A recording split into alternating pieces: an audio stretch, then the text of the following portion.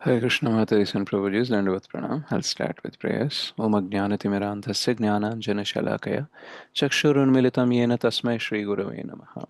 Namo Om Vishnupadaya Krishna Pristhaya Bhutale Srimate Bhaktivedanta Swaminiti Namine Namaste Saraswate Deve Gauravani Pracharine Nirvishesha Shunyavadi Paschat Deshatarine Vanchakalpatarubhyascha Kripa Sindhubhya Vachapatitanam Pavanebhyo Vaishnavebhyo Namo Namaha.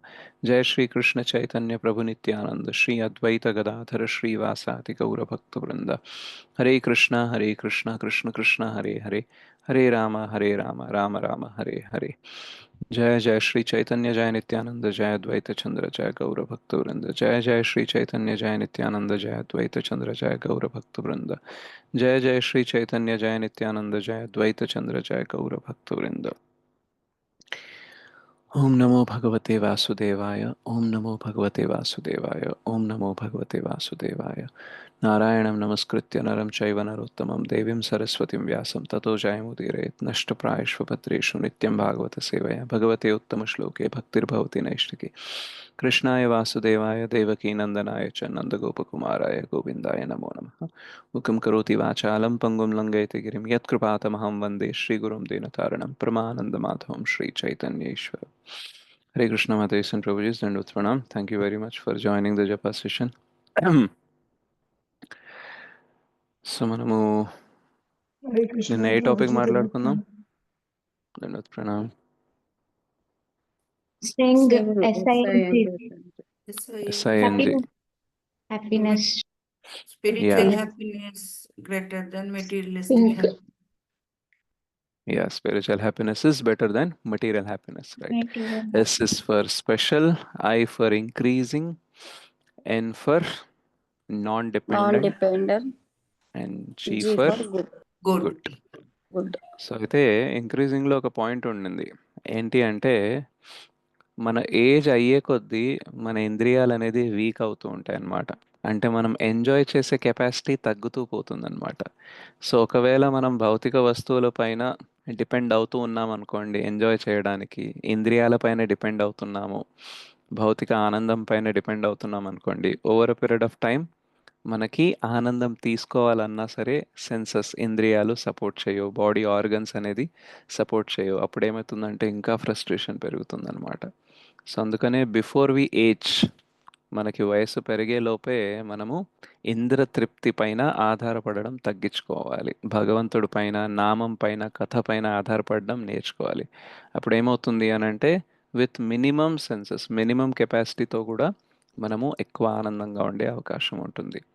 లేదు అనుకోండి then మనకి capacity తగ్గుతూ పోతుంది కానీ desires మాత్రం తగ్గవు, right?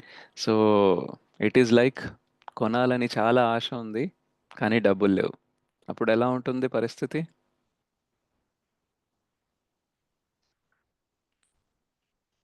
బాగా ఉంటుంది. కష్టంగా ఉంటుంది ప్రభు. స్ట్రెస్ గా ఉంటుంది.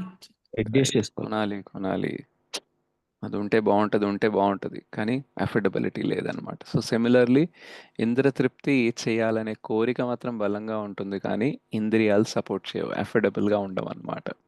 సో అందుకనే చాలా ప్రాబ్లం అవుతుంది ఏజ్ పెరిగే కొద్దీ అనమాట. ఓకే, సో ఈరోజు మనము ఒక ఇంపార్టెంట్ టాపిక్ అనేది డిస్కస్ చేద్దాము. అయితే ఈ టాపిక్ అనేది వినడానికి బాగుంటుంది కానీ ఇంప్లిమెంటేషన్ మాత్రం చాలా చాలా కష్టం అనమాట. అండ్ అసలు ఈ టాపిక్ చెప్పాలంటే నాకు కూడా పెద్దగా అర్హత లేదు అని అనుకుంటాను. బికాస్ ఈ టాపిక్లో ఏదైతే విషయాలు మాట్లాడతానో అవి 100% నేను ఫాలో అవుతున్నానని కూడా చెప్పలేము. చాలా కొద్ది వరకు మాత్రమే ఫాలో అవుతున్నాను. కానీ ఈ టాపిక్లో ఏదైతే పాయింట్స్ ఉన్నాయో అవి నిజంగా మనకి చాలా మొదట్లోనే తెలిస్తే మన లైఫ్ అనేది చాలా డిఫరెంట్గా ఉంటుంది అనేసి మనకు మాత్రం డెఫినెట్గా అనిపిస్తుంది. అండ్ ఈ పాయింట్స్ ఏదైతే ఉన్నాయో వీలైనంత వరకు మనము ఇంప్లిమెంట్ చేయడానికి ప్రయత్నించాలి. యాక్చువల్గా ఈ టాపిక్ విన్న తర్వాత, ఈ పాయింట్స్ విన్న తర్వాత మీకు చాలా అనిపించవచ్చు ఇది అంత ఫీజిబుల్ కాదు, అట్లీస్ట్ ఇప్పుడు నేనున్న పరిస్థితిలో అయితే ఇవి ఇంప్లిమెంట్ చేయడం చాలా కష్టం అనేసి అనిపించవచ్చు. But still you can start doing it as much as possible. Already కొన్ని చేస్తున్నారేమో but may not be consistently, but these are very very important points. So Srimad Bhagavatam అనేది మనకి చాలా విషయాలనేది నేర్పిస్తుంది. ఒకప్పుడు నాకు లేదా చాలామందికి భక్తి గురించి లేదా శ్రీమద్ భాగవతం, భగవద్గీత గురించి ఎట్లాంటి అవగాహన ఉంటుందంటే, ఓకే చదివితే ఇవన్నీ వింటే పుణ్యం వస్తుంది, తర్వాత చనిపోయిన తర్వాత మంచి లోకాలకు వెళ్తామేమో, మన నెక్స్ట్ జన్మ బాగుంటుందేమో, ఇట్లాంటి అవగాహన అనేది ఉంటుందన్నమాట. సో చాలా వరకు after death, after life benefits ఏదైతే ఉన్నాయో వాటిపైన ఎక్కువ ఫోకస్ అనేది ఉంటుందన్నమాట. కానీ ఎప్పుడైతే మనము భగవద్గీత భాగవతం అనేది చదవడం స్టార్ట్ చేస్తామో, శ్రవణం స్టార్ట్ చేస్తామో, అప్పుడు అర్థమవుతుందన్నమాట. ఆఫ్టర్ లైఫ్ అంటే మనం చనిపోయిన తర్వాత ఏదైతే నెక్స్ట్ జన్మ, పై లోకాలకు వెళ్ళడం, ఈ బెనిఫిట్స్ అయితే ఉన్నాయి. బట్ దానికంటే మోస్ట్ ఇంపార్టెంట్ ఏంటంటే ఈ లైఫ్లో కూడా, ఇప్పుడు మనం బ్రతుకుతున్నప్పుడు కూడా లైఫ్ని బెటర్ ఎలా చేసుకోవచ్చు అనేది చాలా విషయాలు మనకి భగవద్గీత భాగవతం నేర్పిస్తాయి అనేసి మనకు తెలుస్తుంది అనమాట. సో చాలాసార్లు మనము ఎడ్యుకేషన్ అనేది తీసుకుంటాము, స్కూల్కి కాలేజ్కి వెళ్ళి తీసుకుంటాము, ప్రైవేట్ ఇన్స్టిట్యూట్ అనుకోండి, ఎక్కడన్నా వెళ్ళేసి ఎడ్యుకేషన్ తీసుకుంటాం. కానీ చాలా వరకు మన ఎడ్యుకేషన్ అనేది సంపాదన ఎలా తెచ్చుకోవాలి, లేదా ఎటువంటి స్కిల్స్ ఉంటే మనకి సంపాదన పెరుగుతుంది, ఇటువంటి వాటిపైన ఉంటుంది. లేదంటే వచ్చిన సంపాదనని ఇంకెలా పెంచుకోవాలి, ఎలా ఖర్చు పెట్టుకోవాలి అనే దానిపైన ఉంటుంది. బట్ వెరీ రేర్లీ, చాలా అరుదుగా మనకి రిలేషన్షిప్స్ గురించి, లైఫ్ పర్పస్ గురించి, లీడర్షిప్ క్వాలిటీస్ గురించి, ఫెయిల్యూర్ మేనేజ్మెంట్ గురించి, రిజెక్షన్ మేనేజ్మెంట్ గురించి, మనకి ఎప్పుడన్నా ఏదన్నా చాలా క్రైసిస్ వచ్చింది, బాధలు వచ్చాయి, వాటి నుంచి ఎలా బయటపడాలి, వీటన్నిటికీ ట్రైనింగ్ అనేది ఇవ్వము. రైట్? సో ఈ అన్ని విషయాలు మనకి శ్రీమద్ భాగవతం, భగవద్గీత ద్వారా తెలుస్తాయి అన్నమాట. సో ఒకవేళ మీకు ముందే తెలుసు అనుకోండి, అంటే ఒక సిస్టమేటిక్ ఎడ్యుకేషన్ ఇచ్చారు, అమ్మా నాన్నతో ఎలా ఉండాలి, మీ పిల్లలతో ఎలా ఉండాలి, మీ హస్బెండ్తో ఎలా ఉండాలి, వైఫ్తో ఎలా ఉండాలి, బాస్తో ఎలా ఉండాలి, రైట్, మీ సుపీరియర్స్తో ఎలా ఉండాలి, మీ జూనియర్స్తో ఎలా ఉండాలి, మీ ఫ్రెండ్స్తో ఎలా ఉండాలి, వీటి గురించి మీకు ఒక సిస్టమేటిక్ ఎడ్యుకేషన్ ఇచ్చి ఉంటారు అనుకోండి ఒక 4-5 సంవత్సరాలు, మన లైఫ్ ఎలా ఉంటుంది? బాగుంటుంది ప్రభు. చాలా బాగుంటుంది. హ్యాపీగా ఉంటాం. హ్యాపీగా ఉంటుంది దాన్ని ప్రభు. ఫాలో అవుతాం కదా తెలుసుకొని ఉంటే. రైట్. సో మనకి డిగ్రీలో ఎంపీసీ అనేసి, ఇంటర్లో ఎంపీసీ అనేసి గ్రూప్స్ ఉంటాయి కదా, దాని తర్వాత ఎంఎస్సి ఫిజిక్స్, ఎంఎస్సి కెమిస్ట్రీ అనేసి. ఒకవేళ మనకి MSc relationships, MSc failure management, MSc rejection management, MSc leadership, ఇట్లాంటి కోర్సెస్ అనేది మనకు ఒకవేళ ఉండుంటే లైఫ్లో we would be in a different level, right? But దురదృష్టవశాత్తు మనకి అవన్నీ కోర్సెస్ అనేది లేవు. ఒకవేళ ఉన్నా సరే అవి చాలా, అంటే చాలామందికి అఫోర్డబుల్ లేవు, అండ్ చాలామందికి ఇన్ఫర్మేషన్ కూడా ఉండదు, and most of the times those are not based on our scriptures. అంటే చాలా వరకు అవి మన శాస్త్రాల ఆధారంగా కూడా ఉండే అవకాశం చాలా తక్కువ అన్నమాట. సో ఎప్పుడైతే మనకి ఈ జ్ఞానం అనేది, రిలేషన్షిప్స్ని ఎలా మెయింటైన్ చేయాలి, మనం ఫెయిల్యూర్స్ని ఎలా మెయింటైన్ చేయాలి, బాధలు వచ్చినప్పుడు, కష్టాలు వచ్చినప్పుడు ఎలా డీల్ చేయాలి, ఈ నాలెడ్జ్ అనేది మనకి శ్రీమద్ భాగవతం వేరే వేరే క్యారెక్టర్స్ ద్వారా ఇస్తుంది. సో యాక్చువల్గా చూస్తే శ్రీమద్ భాగవతం అనేది అమల పురాణం. అది ఎట్లాంటి పురాణం అంటే ఈవెన్ ముక్తులు కూడా, అంటే లిబరేటెడ్ సోల్స్, మనమంటే బద్ధజీవులం, ముక్త జీవులు కూడా దాన్ని ఆస్వాదిస్తారనమాట. అంత గొప్ప గ్రంథం అది. సో అందులో మనకి బద్ధజీవుల నుంచి ముక్తులు ఎలా అవ్వాలో అది కూడా నేర్పిస్తుంది, అండ్ దాంతోపాటు ముక్త స్థితిలో ఉన్నప్పుడు కూడా ఇంకా ఎలా భగవద్భక్తిని ఆస్వాదించాలనేది కూడా చెప్తుంది. సో ఇట్ హ్యాస్ ఎవ్రీథింగ్ అనేసి చెప్పొచ్చు. మనకి మన జీవితానికి ఒక మనిషి కరెక్ట్గా తన గోల్ తెలుసుకొని చక్కగా జీవించడానికి ఏమేం కావాలో అవన్నీ శ్రీమద్ భాగవతంలో ఉంటాయి. అయితే కొన్నిసార్లు మనం శ్రీమద్ భాగవతం చదువుతాము, కానీ ఎగ్జాక్ట్గా ఏ శ్లోకం నుంచి ఏ పాయింట్స్ మనం తీసుకోవాలి, ఎలా ఇంప్లిమెంట్ చేయాలి అనేది మనకు అర్థం కాదు.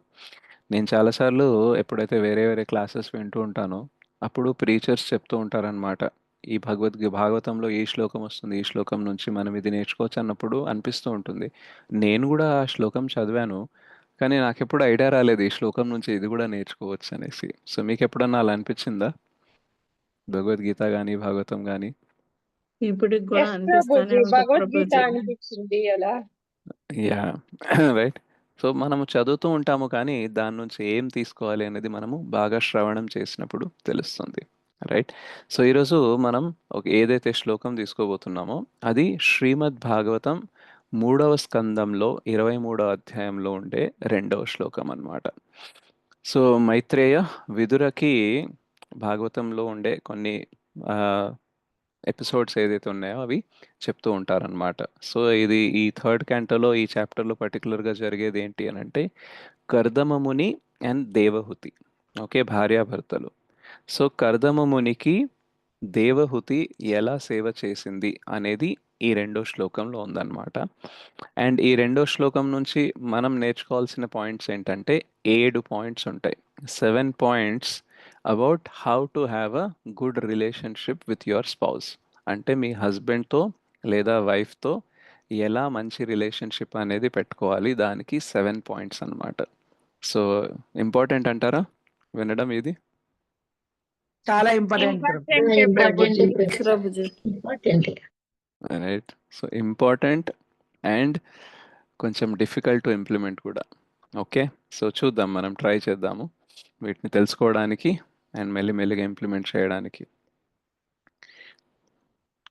విశ్రంభేణాత్మశౌచేన గౌరవేణ దమేన చ శుశ్రూషయా సౌహృదేన వాచా మాధురయా చ భో.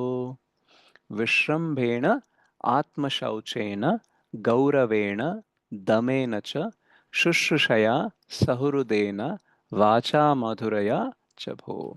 సో 7 క్వాలిటీస్ ఏమిటంటే విశ్రంభేణ, ఆత్మశౌచేన, గౌరవేణ, దమేన, శుశ్రూషయా, సహృదేన, వాచ మాధురయ. సో ఈ 7 క్వాలిటీస్ అన్నమాట. ఈ 7 పాయింట్స్ లేదా 7 క్వాలిటీస్, 7 క్యారెక్టరిస్టిక్స్ ఉంటే ఏమవుతుంది అని అంటే మన రిలేషన్షిప్ అనేది బాగుంటుందన్నమాట. సో ఇది ఏం చెప్తున్నారంటే విదురాకి మైత్రేయ ముని చెప్తున్నారనమాట. దేవహుతి కర్దమ మునికి తన హస్బెండ్కి ఈ 7 క్వాలిటీస్తో సర్వీస్ అనేది చేస్తుంది అనేసి. So O Devahuti, so O Vidura, Devahuti served her husband with intimacy and great respect, with control of the senses, with love and with sweet words. So ఈ 7 పాయింట్స్ అనేది మనము ఈరోజు తెలుసుకోవడానికి ట్రై చేద్దాం. సో ఫస్ట్ ఏంటంటే విశ్రంభేణ. సో విశ్రంభేణ అంటే ఏంటంటే ఇంటిమసీ, చాలా క్లోజ్గా ఉండడం అన్నమాట, ఫ్రెండ్లీగా ఉండడము అండ్ లాయల్టీ ఉండడము, ట్రస్ట్ అనేది ఉండడం అన్నమాట. సో మనకి ఒక రిలేషన్షిప్ బాగుండాలి అని అంటే, especially husband and wife relationship బాగుండాలి అంటే ఆ రిలేషన్షిప్ ఎలా ఉండాలి అంటే ఫ్రెండ్లీగా ఉండాలి, రైట్. అండ్ దెన్ ఆ ఫ్రెండ్లీనెస్లో కూడా ఏంటంటే మనకి ట్రస్ట్ అనేది ఉండాలి, నమ్మకం అనేది ఉండాలి, లాయల్టీ, విశ్వాసం అనేది ఉండాలి. సో ఈ క్వాలిటీస్ ఉన్నప్పుడు ఏమవుతుంది అని అంటే రిలేషన్షిప్ ఎక్స్చేంజ్ ఏదైతే ఉందో, అంటే మనము స్పందన ప్రతిస్పందన ఏదైతే ఉంటుందో అది యాక్చువల్గా బాగుంటుందన్నమాట. సో ఫ్రెండ్లీగా ఉండడం అంటే ఏంటంటే ఇప్పుడు జనరల్గా మనం ఫ్రెండ్స్తో ఉన్నప్పుడు ఎట్లా ఉంటాము, లోపల ఉన్నది యాజ్ ఇట్ ఈస్ చెప్తామా చెప్పామా? చెబుతాం ప్రభుజీ. చెప్తాము, చెప్తాం. రైట్. ప్లస్ ఫ్రెండ్కి ఏదైనా కష్టం వస్తే మనం వదిలేసి వెళ్ళిపోతామా? No, లేదు, ప్రభుజీ. హెల్ప్ చేస్తాం. హెల్ప్ లేదు, చేస్తాం. హెల్ప్ చేస్తాం, రైట్. సో ఏమవుతుంది అని అంటే ఒక కపుల్ ఎవరైతే ఉంటారో వాళ్ళు ఇంటిమేట్ ఫ్రెండ్స్ లాగా, చాలా క్లోజ్ ఫ్రెండ్స్ లాగా ఉండాలి, రైట్. ఎలా అంటే లోపల ఏదైతే ఉందో అది పారదర్శకత అనేది, ట్రాన్స్పరెన్సీ అనేది ఉండాలి, మరియు లాయల్టీ అనేది ఉండాలి. లాయల్టీ అంటే ఏంటంటే కష్టమైనా సరే తోడుగానే ఉండాలి.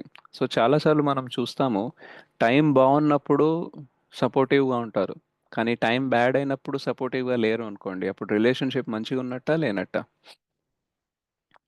లేనట్టే లేనట్టు ప్రభుజీ. ప్రభుజీ. లేనట్టు, రైట్. సో చాలాసార్లు మనకి రిలేషన్షిప్లో థిక్ అండ్ థిన్ టైమ్స్ వస్తాయి. థిక్ అండ్ థిన్ అంటే ఏంటంటే అప్ అండ్ డౌన్స్ అనేది వస్తూ ఉంటాయి అన్నమాట. కొన్నిసార్లు లైఫ్ బాగుంటుంది, బాగా నడుస్తూ ఉంటుంది, కొన్నిసార్లు ప్రాబ్లమ్స్ ఉంటూ ఉంటాయి. కొన్నిసార్లు అయితే సంవత్సరాల తరబడి ప్రాబ్లమ్స్ ఉంటూనే ఉంటాయి అన్నమాట. ఎప్పుడో 5-6 సంవత్సరాలు 10 సంవత్సరాలకి కొంచెం లైఫ్ బెటర్ అవ్వడం అనేది స్టార్ట్ అవుతుంది అనమాట.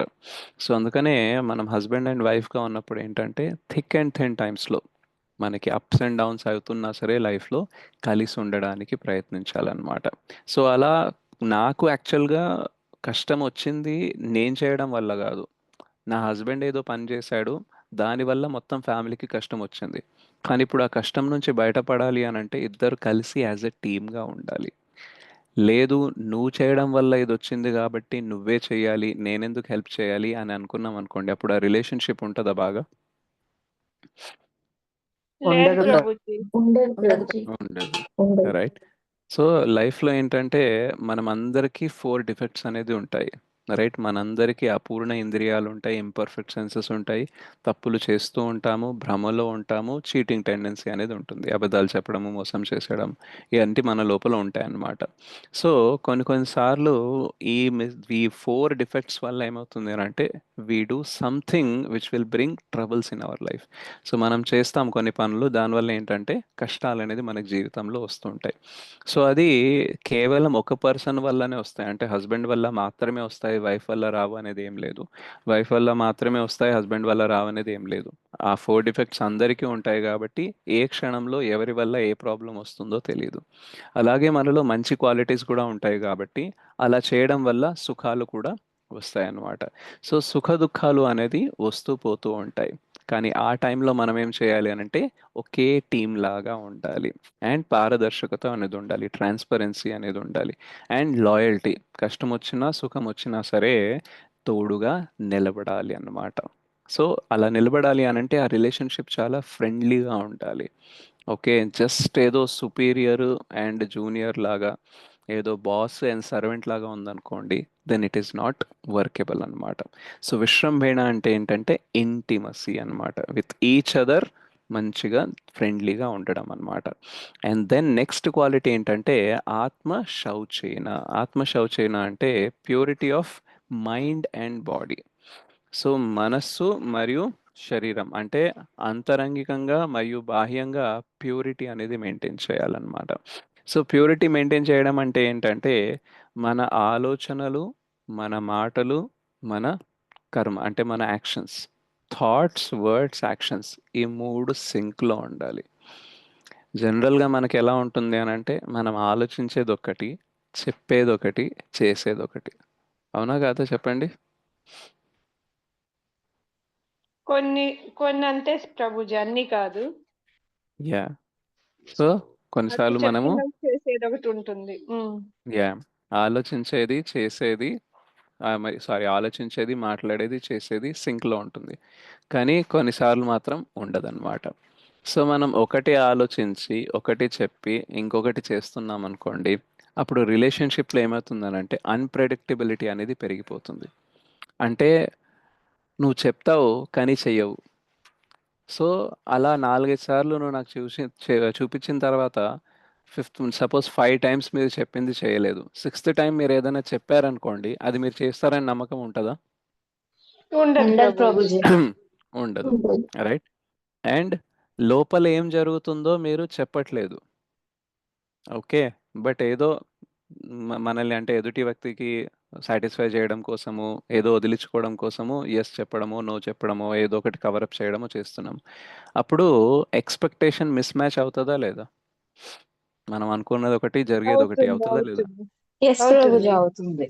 సో అందుకనే జనరల్గా మనం బాడీని అంటే బాహ్యంగా అయితే శుచి మెయింటైన్ చేస్తాము, స్నానం చేయడము, క్లీన్గా పెట్టుకోవడం ఇది చేస్తాము, కానీ లోపల కూడా మనము శుచి అనేది మెయింటైన్ చేయాలి.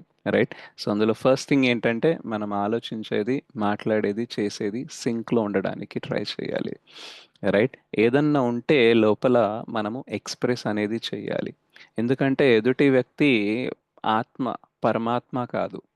సో చాలాసార్లు మనం ఎదుటి వ్యక్తి నుంచి ఏం ఎక్స్పెక్ట్ చేస్తామంటే ఆయన పరమాత్మలాగా మన లోపల ఉన్నదంతా తెలుసుకోవాలి అని అనుకుంటారు. అనుకుంటామా లేదా? ఎస్ అవును ప్రభుజీ ప్రభుజీ. అనుకుంటాం. రైట్. ప్రతిదీ చెప్పాలా? నువ్వు అర్థం చేసుకోలేవా? అంత కెపాసిటీ ఉంటే ఇక్కడ దాకా ఎందుకు వస్తాం చెప్పండి? Yes are no? Yes Prabhuji. Yes Prabhu. Right. So చాలాసార్లు మనం ఎక్స్ప్రెస్ చేయాలన్నమాట, లోపల ఏమనుకుంటున్నాము అనేది చెప్పాలి, కరెక్ట్గా వర్డ్స్లో ఎక్స్ప్రెస్ చేయాలి. అండ్ ఒకవేళ మీరు చేయలేము అని అనుకున్నప్పుడు చేయలేము అనే చెప్పాలి, చేయగలము అన్నప్పుడు చేయగలమనే చెప్పాలి. ఓకే నేను చేయగలను కానీ నాకు ఈ హెల్ప్ కావాలి అనేసి అడగాలి. రైట్? చేయలేను కానీ ఈ హెల్ప్ ఉంటే మేబీ చేయొచ్చేమో. సో క్లారిటీ ఇచ్చామనుకోండి రిలేషన్షిప్లో ఏంటంటే ఎవరి నుంచి ఏం ఎక్స్పెక్ట్ చేయొచ్చు అనేది తెలుస్తుంది. And especially husband and wife అనేది రిలేషన్షిప్ చాలా ఇంపార్టెంట్. అండ్ వేరే ఏ రిలేషన్షిప్ కూడా కొంచెం అంటే అన్నీ పర్మనెంట్ కావు, అన్నీ టెంపరీ రిలేషన్షిప్సే. కానీ అన్నిటికంటే ఎక్కువ సంవత్సరాలు నడిచే రిలేషన్షిప్ ఏదన్నా ఉందంటే మ్యాక్సిమం కేసెస్లో అది హస్బెండ్ అండ్ వైఫ్ ఉంటుంది. రైట్? సో మనం తల్లిదండ్రుల దగ్గర కూడా ఒక 20-30 ఇయర్స్తోనే ఉంటాము. కానీ దాని తర్వాత వైఫ్ అండ్ హస్బెండ్ మాత్రం 30-40-50 ఇయర్స్ దాకా కూడా ఉండే అవకాశం ఉంటుంది based on their age and life span. So ఈ రిలేషన్షిప్ పైననే ఆధారపడి మనకి మ్యాక్సిమం లైఫ్ అనేది డిటర్మైన్ అవుతుందన్నమాట. ఈవెన్ మనం ఆధ్యాత్మికంగా ఎదగాలంటే కూడా రైట్, మన వైఫ్ లేదా హస్బెండ్తో ఉండే రిలేషన్షిప్ చాలా ఇంపార్టెంట్ రోల్ ప్లే చేస్తుంది. మనం పిల్లల్ని పెంచి పెద్ద చేయాలన్నా సరే మన పార్ట్నర్ అనేది మన టీంలో అనేది ఉండాలి. రైట్?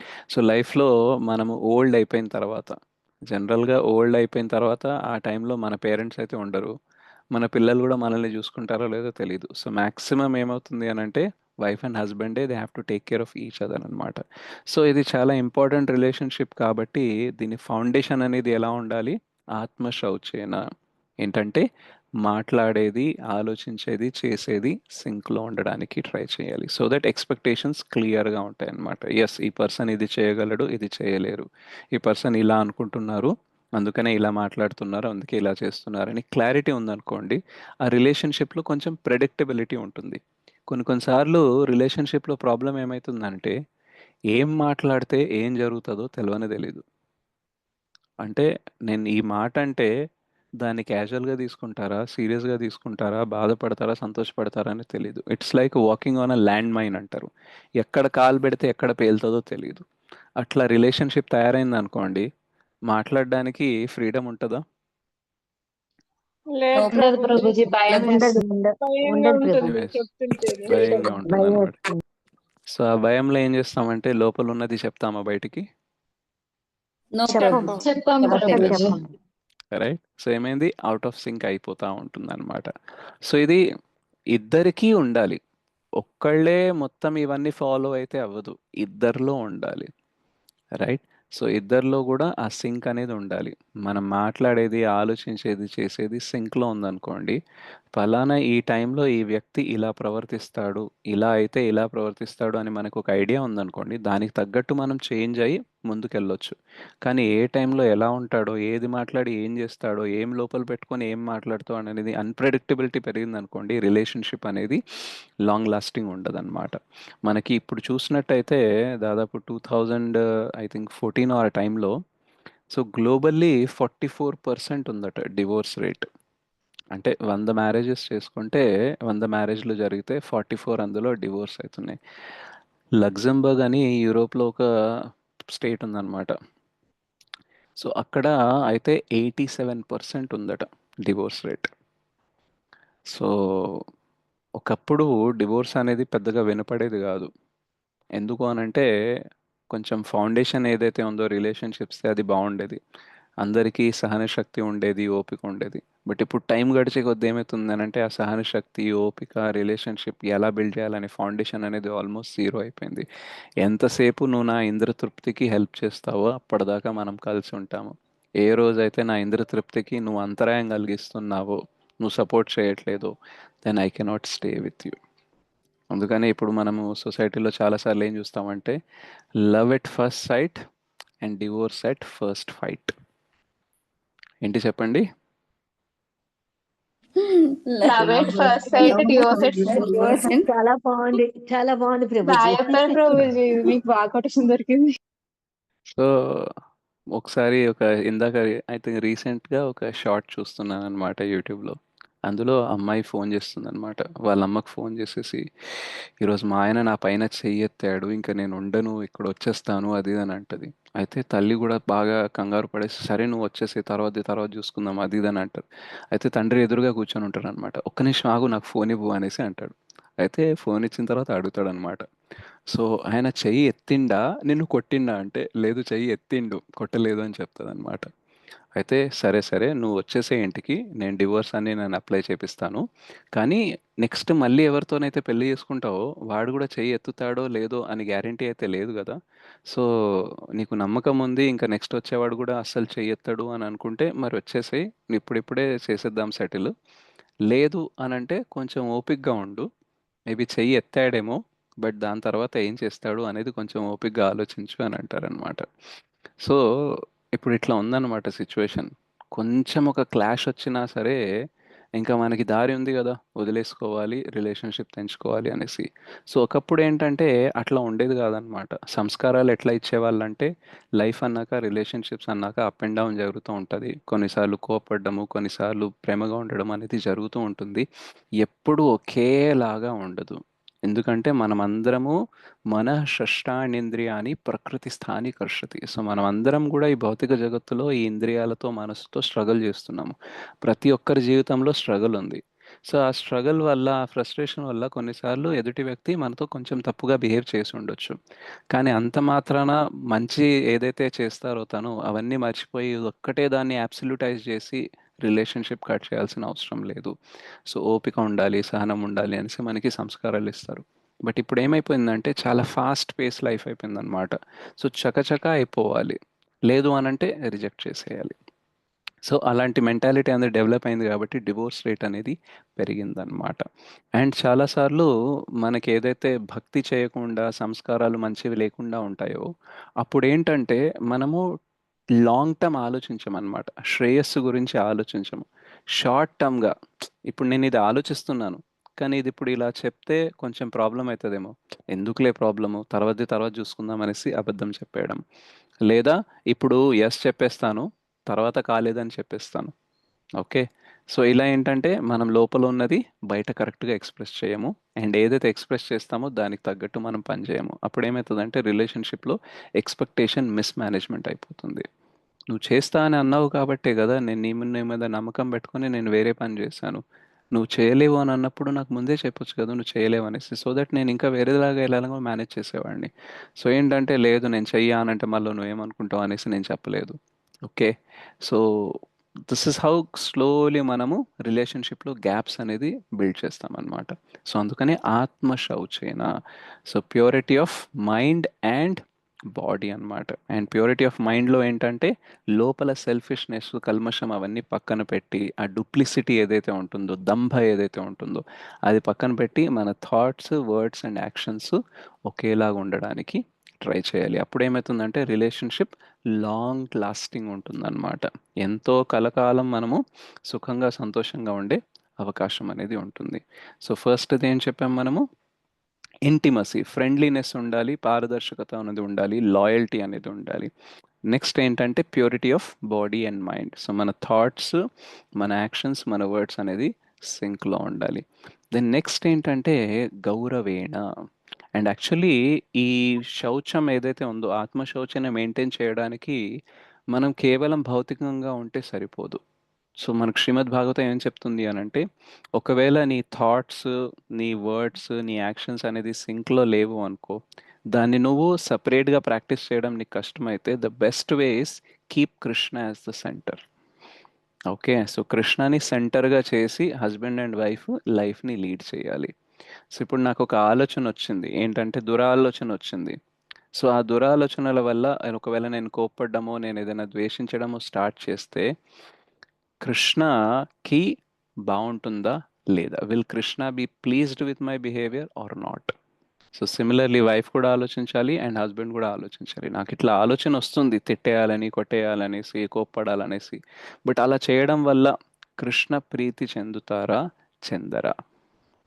సో ఈ థాట్ అనేది ఉందనుకోండి, అప్పుడు ఏమవుతుందంటే okay, I will alter my thoughts. నాకు వచ్చింది కోపము, ఏదో ఒకటి చేయాలని ఉంది, but I will not do it because it will not please Krishna.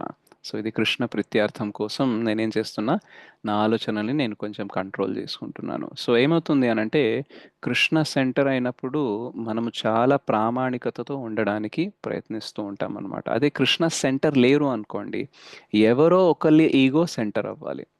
So when you remove Krishna as the centre, మనం కృష్ణ సెంటర్ కాకుండా పక్కన పెట్టేసామనుకోండి, ఆ సెంటర్లో ఏదో ఒకటి రావాలి. ఏదర్ హస్బెండ్ ఈగో అన్న వస్తుంది లేదా వైఫ్ ఈగో అన్న వస్తుంది అనమాట. అదే కృష్ణని సెంటర్ పెట్టామనుకోండి ఇద్దరు ఈగో అనేది బ్యాలెన్స్ అవుతుంది అనమాట.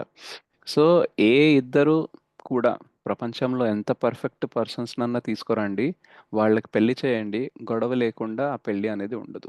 డెఫినెట్గా అప్స్ అండ్ డౌన్స్ అనేది ఉంటాయి. బికాస్ ఒక జీవ తన నిజ స్వరూపం ఏంటి? జీవేర స్వరూప్ హోయే కృష్ణేర నిత్య దాస్. సో కృష్ణ మరియు జీవ ఇద్దరి రిలేషన్షిప్లోనే కంప్లీట్ హ్యాపీనెస్ ఉంటుంది. జీవ జీవ రిలేషన్షిప్లో హ్యాపీనెస్ అనేది ఉండదు. ఎందుకంటే మనకి కావలసినంత ఆనందం, మనకి కావలసినంత సపోర్టు, మనకు కావలసినంత అండర్స్టాండింగ్ అది కేవలము కృష్ణ మాత్రమే చేయగలరు. ఓకే, ఒక జీవి ఇంకో జీవిని సాటిస్ఫై చేయలేదు. ఎందుకంటే ప్రతి జీవి లిమిటెడ్గా ఉంటుంది, చాలా దాని కెపాసిటీ తక్కువ ఉంటుంది. అది కొంచెం వరకు సాటిస్ఫై చేయగలదు కానీ ఫుల్లీ సాటిస్ఫై చేయలేరు. కానీ కృష్ణ మాత్రం అందరినీ సాటిస్ఫై చేయగలరు. సో కేవలం మనం కృష్ణతో రిలేషన్షిప్లోనే ఫుల్ సాటిస్ఫాక్షన్ అనేది వస్తుంది. నేను కృష్ణని పక్కన పెట్టి ఇంకో జీవి పైన ఆధారపడ్డాను అనుకోండి సాటిస్ఫాక్షన్ కోసం, డెఫినెట్లీ ఫ్రస్ట్రేషన్ అనేది వస్తుంది. Because there is no capacity.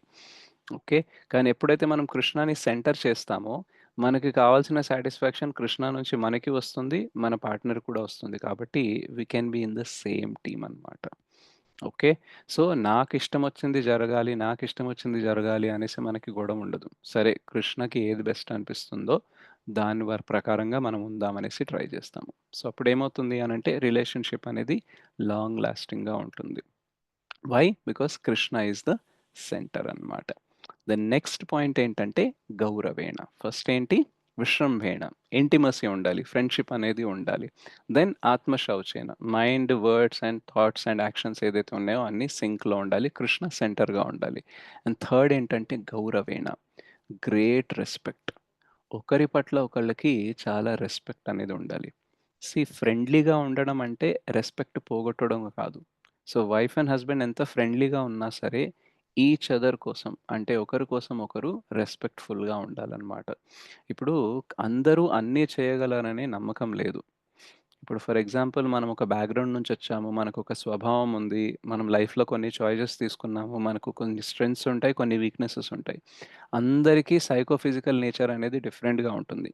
అందరూ ఒకేలా ఉండరు. మీరు ఒప్పుకుంటారా లేదా? అందరూ ఒకేలా ఉంటారా? లేదు ప్రభుజీ, నో ప్రభుజీ ఉండరు. ఒకే రకరకాలు. ఇంట్లో ఒకే తల్లిదండ్రులు పుట్టిన ఇద్దరు పిల్లలు కూడా ఒకేలాగా ప్రవర్తించరు. అటువంటిది ఎక్కడి నుంచో మనం పెళ్లి చేసుకున్నప్పుడు వేరే ఎక్కడి నుంచో సంబంధం అనేది వస్తుంది. ఆ బ్యాక్గ్రౌండ్, వాళ్ళ ఊరు, వాళ్ళ కల్చరు, వాళ్ళు పెరిగిన వాతావరణం ఇవన్నీ డిఫరెంట్గా ఉంటాయి. కాబట్టి డెఫినెట్గా మనలాగే ఆలోచించాలి, మనం ఏం చెప్తే అది తొందరగా అందులో సింక్లో వచ్చేయాలి అని గ్యారంటీ ఉంటుందా? నో ప్రభుజీ ఉండదు. లేదు ప్రభుజీ. రైట్. సో వాళ్ళు ఎక్కడి నుంచి వచ్చారు, వాళ్ళ బ్యాక్గ్రౌండ్ ఏంటి, వాళ్ళ నేచర్ ఏంటి, వాళ్ళ స్ట్రెంగ్త్ ఏంటి, వాళ్ళ వీక్నెస్ ఏంటి, దానిని తెలుసుకొని దాని ప్రకారంగా వాళ్ళని రెస్పెక్ట్ అనేది చేయాలి. ఒకవేళ ఒక కోతి ఉంది, అది బాగా గట్టిగా చెట్టులు ఎక్కేస్తుంది చకచక. ఓకే, సో నువ్వు నాలాగా చెట్లు ఎక్కగలిగితేనే నేను నీకు రెస్పెక్ట్ ఇస్తాను అనేసి కోతి చేపతో చెప్పింది అనుకోండి, అప్పుడు చేప ఏం చేయాలి? చెట్టు రైట్. నువ్వు ఎక్కాలి. నాలాగా స్విమ్ చేయాలని చెప్పాలి. చేప ఏమంటదంటే సరే నువ్వు నాలాగా వాటర్లో స్విమ్ చెయ్యి, వాటర్లో కింద డీప్గా వెళ్ళి స్విమ్ చెయ్యి, అప్పుడు నేను చెట్టు ఎక్కడం కూడా మాట్లాడతాను. సో మనం లైఫ్లో చూస్తే రిలేషన్షిప్స్లో మనం ఇదే చేస్తాం అనమాట. నువ్వు నాలాగా ఉంటే, నా అంత ఉంటేనే నేను నీకు రెస్పెక్ట్ ఇస్తాను. అండ్ ఎదుటి వ్యక్తి ఏమంటారంటే నువ్వు చేయగలిగింది చేస్తేనే నేను నీకు రెస్పెక్ట్ ఇస్తాను. రైట్. సో ఇద్దరు ఒకే లెవెల్లో ఉండరు, అసలు అందరూ యూనిక్ పర్సన్స్. రైట్. కాబట్టి ఎవరి బ్యాక్గ్రౌండ్ని బట్టి వాళ్ళకి కొన్ని స్ట్రెంగ్స్ ఉంటాయి, కొన్ని వీక్నెసెస్ ఉంటాయి, నాలెడ్జ్ ఉంటుంది, కొందరికి నాలెడ్జ్ ఉండదు కొన్ని విషయాల్లో. సో దాన్ని బట్టి మనం రెస్పెక్ట్ ఇవ్వాలన్నమాట. Okay, you are good at this, I will respect you in this. You are weak in this, నువ్వు దీనిలో వీక్ ఉన్నావు కాబట్టి I will respect by helping you అన్నమాట. బికాస్ మన అందరిలో లోపాలు అనేది ఉంటాయి. సో ఆ లోపాలకి తగ్గట్టుగా మనం ఏం చేయాలంటే ఒకరికొకరు సపోర్ట్ అనేది చేయాలి. యాక్చువల్గా పెళ్లి చేసుకునేది ఎందుకు అని అంటే మనం ఇద్దరం కలిసి మన లోపాలని మనం ఏదైతే ఒకరినొకరు హెల్ప్ చేసుకొని మన స్ట్రెంగ్త్ని యూజ్ చేసి ఇద్దరం కలిసి భగవంతుని వైపు వెళ్ళాలన్నమాట. సో మ్యారేజ్ పర్పస్ ఏంటంటే ఇంద్రతృప్తి కాదు, కానీ భగవద్భక్తి. సో, ఆ భగవద్భక్తి చెయ్యాలి అనంటే నేను ఒంటరిగా చేయలేను.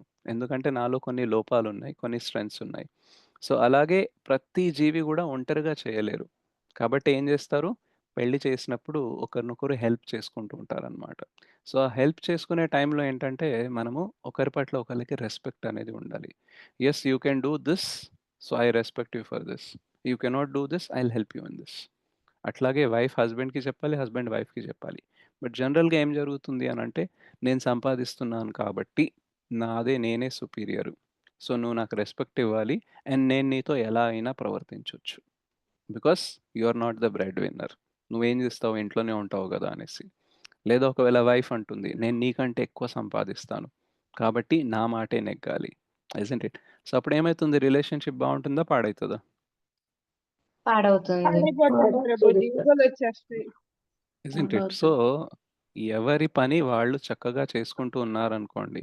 అండ్ ఎవరు చేసిన పనికి వాళ్ళు చక్కగా రెస్పెక్ట్ ఇస్తూ, అక్నాలెడ్జ్ చేస్తూ ఉన్నారనుకోండి, గౌరవిస్తూ ఉన్నారనుకోండి, దెన్ రిలేషన్‌షిప్‌లో ఏ డిస్టర్బెన్స్ అనేది రాదనమాట.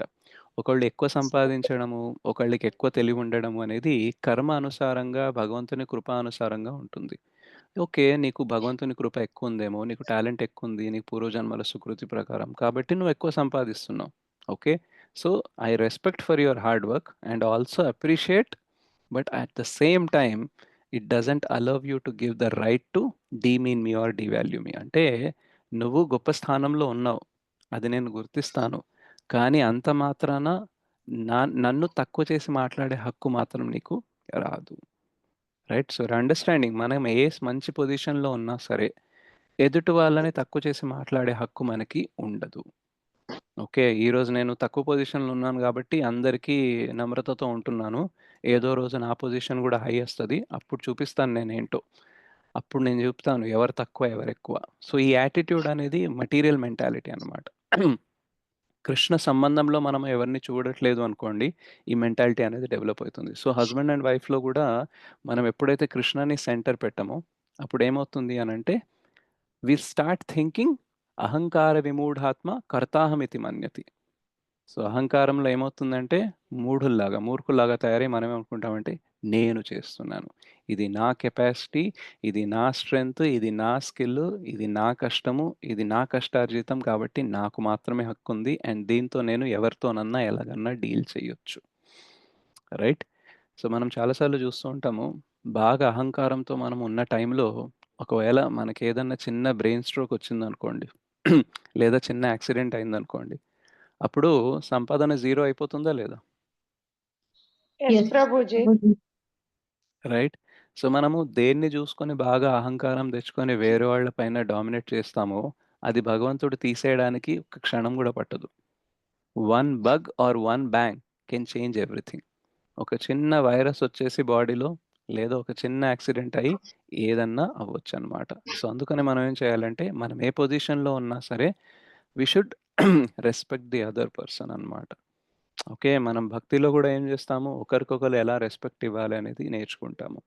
ఎందుకంటే, ఒకసారి మీకు ఉడత స్టోరీ తెలుసా రామాయణంలో? ఎస్ ప్రభుజీ.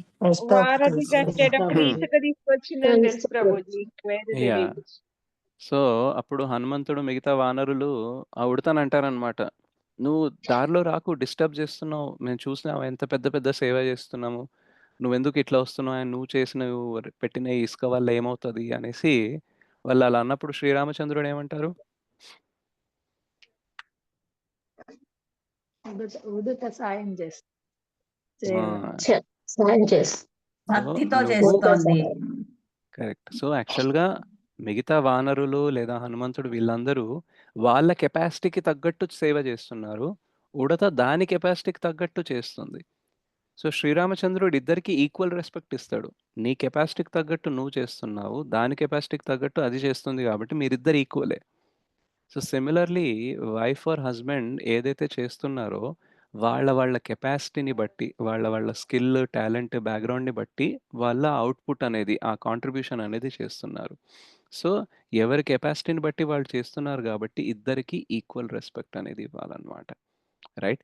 సో, చాలా సార్లు సమాజంలో కొన్నిటికి మనము ఎక్కువ విలువ ఇస్తాము. గ్లామరస్ చూపిస్తామన్నమాట. కొన్నిసార్లు కొన్ని పనులకేమో అంత విలువ అనేది ఇవ్వము. ఫర్ ఎగ్జాంపుల్ ఈవెన్ మనం భక్తిలో చూసుకున్నా సరే, ప్రచారం చేస్తున్నప్పుడు ఒకవేళ మీరు క్లాస్ ఇవ్వడానికి కూర్చున్నారనుకోండి, మీకు మాల ఏస్తారు, గార్లాండ్ ఏస్తారు. అందరూ చప్పట్లు కొట్టొచ్చు, అప్రిషియేట్ చేయొచ్చు. ఓకే. కానీ ఎవరన్నా క్లీనింగ్ చేస్తున్నారు. టెంపుల్ అనేది క్లీనింగ్ చేస్తున్నారు. జస్ట్ ఎక్కడైతే బాలేదు అక్కడంతా క్లీనింగ్ చేస్తున్నారనుకోండి. సో, వేరే వాళ్ళ దృష్టి నుంచి, భౌతిక దృష్టికోణం నుంచి చూస్తే, అబ్బా! నేను ప్రీచర్ అయితే అందరూ చప్పట్లు కొడతారు, అప్రిషియేట్ చేస్తారు, గార్లాండ్ ఏస్తారు. కానీ క్లీనింగ్ చేస్తే ఎవరు పట్టించుకోరు. సో, నేను ప్రచారమే చేయాలి, క్లీనింగ్ చేయకూడదు అని అనుకున్నామనుకోండి, దెన్ మనం ఏం చేస్తున్నామంటే భౌతిక దృష్టికోణం నుంచి చూస్తున్నామనమాట. రైట్? సో, దానివల్ల మనకేమవుతుంది అనంటే, ఈ క్లీనింగ్ చేసేవాడికి మనం ఎక్కువ రెస్పెక్ట్ ఇవ్వకపోవచ్చు. కానీ ప్రీచర్‌కి ఎక్కువ రెస్పెక్ట్ ఇస్తాం. అంటే ఈ క్లీనింగ్ చేసే డివోటీ కలిసినప్పుడు మనం వాడిని పెద్దగా పట్టించుకోము. కానీ ఎవరైనా ప్రీచర్ కనిపిస్తే మాత్రం వాళ్ళకి ఎక్కువ రెస్పెక్ట్ ఇస్తాము. బట్ యాక్చువల్‌గా భగవంతుని దృష్టికోణం నుంచి చూస్తే ఇద్దరిది same. Yes or no? Yes, Prabhuji. Yes, Prabhuji. Prabhuji. ఒకసారి శ్రీల ప్రభుపాద్ మన ఇస్కాన్ వృందావన్ ఉంది గదా! అక్కడ ఒకవేళ మీరెప్పుడైనా వృందావన్ వెళ్ళుంటే, కింద ఫ్లోర్ ఏదైతే ఉంటుందో టెంపుల్ హాల్‌లో ఎట్లా ఉంటుంది? ఏ కలర్‌లో ఉంటుంది? Black and white. Black and black and white. వైట్‌లో ఉంటుంది. Yeah! So, and Krishna Balaram ఏ కలర్‌లో ఉంటారు? Black Black and and white. Black and white. So, ఒకసారి శ్రీల ప్రభుపాదులు వారు చెప్పారనమాట. దిస్ బ్లాక్ అండ్ వైట్ ఫ్లోర్‌ని చూపిచ్చి, this black and white is not different from that black and white అన్నారు. అంటే ఈ ఫ్లోర్‌లో ఏదైతే బ్లాక్ అండ్ వైట్ ఉందో, దీనికి మరియు అక్కడ కృష్ణ బలరాం విగ్రహాలు ఉన్నాయో బ్లాక్ అండ్ వైట్‌లో, వాటికి తేడా లేదు. అభిన్నం అంటారు. అంటే ప్రభుపాదులు వారు ఏం చెప్పడానికి ట్రై చేస్తున్నారంటే, మీరు పూజారులుగా కృష్ణ బలరాంని వర్షిప్ చేసినా, ఇక్కడ ఫ్లోర్ క్లీన్ చేసినా సరే, సేవాభావంతో చేస్తే 2 కూడా ఈక్వలే. రైట్? మేబీ పూజారి అలా అర్చ విగ్రహాల పూజ చేస్తున్నప్పుడు వేరే వాళ్ళకి అనిపించొచ్చు. ఈయన గ్రేటే అండ్ తుడిచేవాడు, ఫ్లోర్ తుడిచేవాడు చాలా తక్కువ లెవెల్ అని అనిపించొచ్చు. బట్ సేవాభావంతో ఉంటే ఈ 2 కూడా సేమ్ లెవెల్‌లో ఉన్నట్టే. సో, అలాగే ప్రపంచం కొన్నిసార్లు ఏంటంటే మనం సంపాదిస్తే మనకెక్కువ విలువ ఇస్తది. ఇంట్లో మనం ఏం పని చేయట్లేదు హౌస్ వైఫ్‌గా ఉన్నామనుకోండి, మేబీ తక్కువ విలువ ఇస్తదేమో. కానీ ఎవరి కెపాసిటీకి తగ్గట్టు వాళ్ళు సేవాభావంతో చేస్తున్నారనుకోండి, 2 కూడా సేమ్ లెవెల్‌లో ఉన్నట్టే. సో, ఆ భౌతిక దృష్టికోణం మన లోపల ఉందనుకోండి, దెన్ నేనెక్కువ, నువ్వు తక్కువ అనే మెంటాలిటీ నడుస్తా ఉంటుంది. దానివల్ల రిలేషన్‌షిప్ అనేది బావుండదు. మనకి శ్రీమద్ భాగవతం ఏం చెప్తుందంటే, గౌరవేణ we have to respect each other. There is no superior or junior, inferior. ఒక దాంట్లో ఒకళ్ళు సుపీరియర్ అయ్యుండొచ్చు, ఒకళ్ళు ఇన్ఫీరియర్ అయ్యుండొచ్చు. కానీ సిమిలర్‌లీ ఇంకో విషయం తీసుకున్నప్పుడు ఎవరైతే ఇన్ఫీరియర్ ఉన్నారో వాళ్ళు సుపీరియర్ అవ్వచ్చు. ఎవరైతే సుపీరియర్ ఉన్నారో వాళ్ళు ఇన్ఫీరియర్ అవ్వచ్చు. సో, ఒక రిలేషన్‌షిప్‌లో 10 విషయాలున్నాయనుకోండి. అందులో 5లో వైఫ్ టాప్ ఉండొచ్చు. 5లో హస్బెండ్ టాప్ ఉండొచ్చు. అండ్ అదే 5 విషయాల్లో ఏదైతే టాప్ లేరో ఆయన ఇన్ఫీరియర్‌గా ఉన్నట్టు. సో, పైన, కింద అనేది ఉంటూనే ఉంటుంది. So, we should not see that okay. ఈ 10లో ఈ 5 మాత్రమే భౌతిక జగత్తు రెస్పెక్ట్ ఇస్తుంది. ఈ 5లో నేను హై ఉన్నాను కాబట్టి నేనే సుపీరియర్, నువ్వు జూనియర్ అని అనుకోకూడదు. రైట్? సో, భౌతిక దృష్టికోణం నుంచి మనం చూసే కొద్దీ ఏమవుతుంది అనంటే, ఈ డిఫరెన్సెస్ అనేది రిలేషన్‌షిప్‌లో వస్తూ ఉంటాయన్నమాట. సో, మనము భక్తికి దృష్టికోణం నుంచి చూడాలన్నమాట. సేవాభావంతో ఎవరి కెపాసిటీకి తగ్గట్టు వాళ్ళు చేస్తే ఇద్దరు ఈక్వల్ లెవెల్‌లో ఉన్నట్టే. So, we should respect each other and we should help each other అన్నమాట. ఓకే. నువ్వు ఇందులో వీక్‌గా ఉన్నావు గదా! I will help you. Okay. So, అలా మనం ఏం చేయాలంటే, మన ఈచ్ అదర్ స్ట్రెంగ్త్‌ని యూజ్ చేసుకొని ముందుకెళ్ళాలి. అండ్ అలాగే ఈచ్ అదర్స్ వీక్‌నెస్‌ని హెల్ప్ చేసుకుంటూ ముందుకెళ్తూ ఉండాలన్నమాట. సో, ఈవెన్ ఇది పక్షులలో గూడా మనం చూస్తూ ఉంటామన్నమాట. ఏదైతే వలస పక్షులు ఉంటాయో కొన్ని వి షేప్‌లో ఎళ్తూ ఉంటాయన్నమాట. సో, ఎవరైతే అలిసిపోతారో, ఆ అలిసిపోయిన పక్షిని వెనక్కి ఎళ్ళమంటారట. ఎందుకంటే ముందుగా వెళ్తున్నప్పుడు ఏంటంటే గాలి ప్రభావం అనేది ఎక్కువ ఉంటుంది కాబట్టి మనం తొందరగా వీక్ అయిపోతాము. అండ్ వీక్ ఉన్న పొజిషన్‌లో ఒకవేళ అది ముందుందనుకోండి, దెన్ ఏమవుతుంది అనంటే అది చచ్చిపోయే అవకాశం ఉంటుందన్నమాట. సో, అది అలసిపోతే వీక్ అయితే ఏం చేస్తారంటే దాన్ని వెనకొచ్చేయి అంటారు. ఎందుకంటే మనం ఒక ఫార్మేషన్‌లో వెళ్తున్నాం కాబట్టి వెనకాల ఉంటే నీకు ఆ గాలి ప్రభావం తక్కువుంటుంది. నువ్వు తక్కువ కెపాసిటీతో అయినా సరే మాతో ముందుకు వెళ్ళొచ్చు.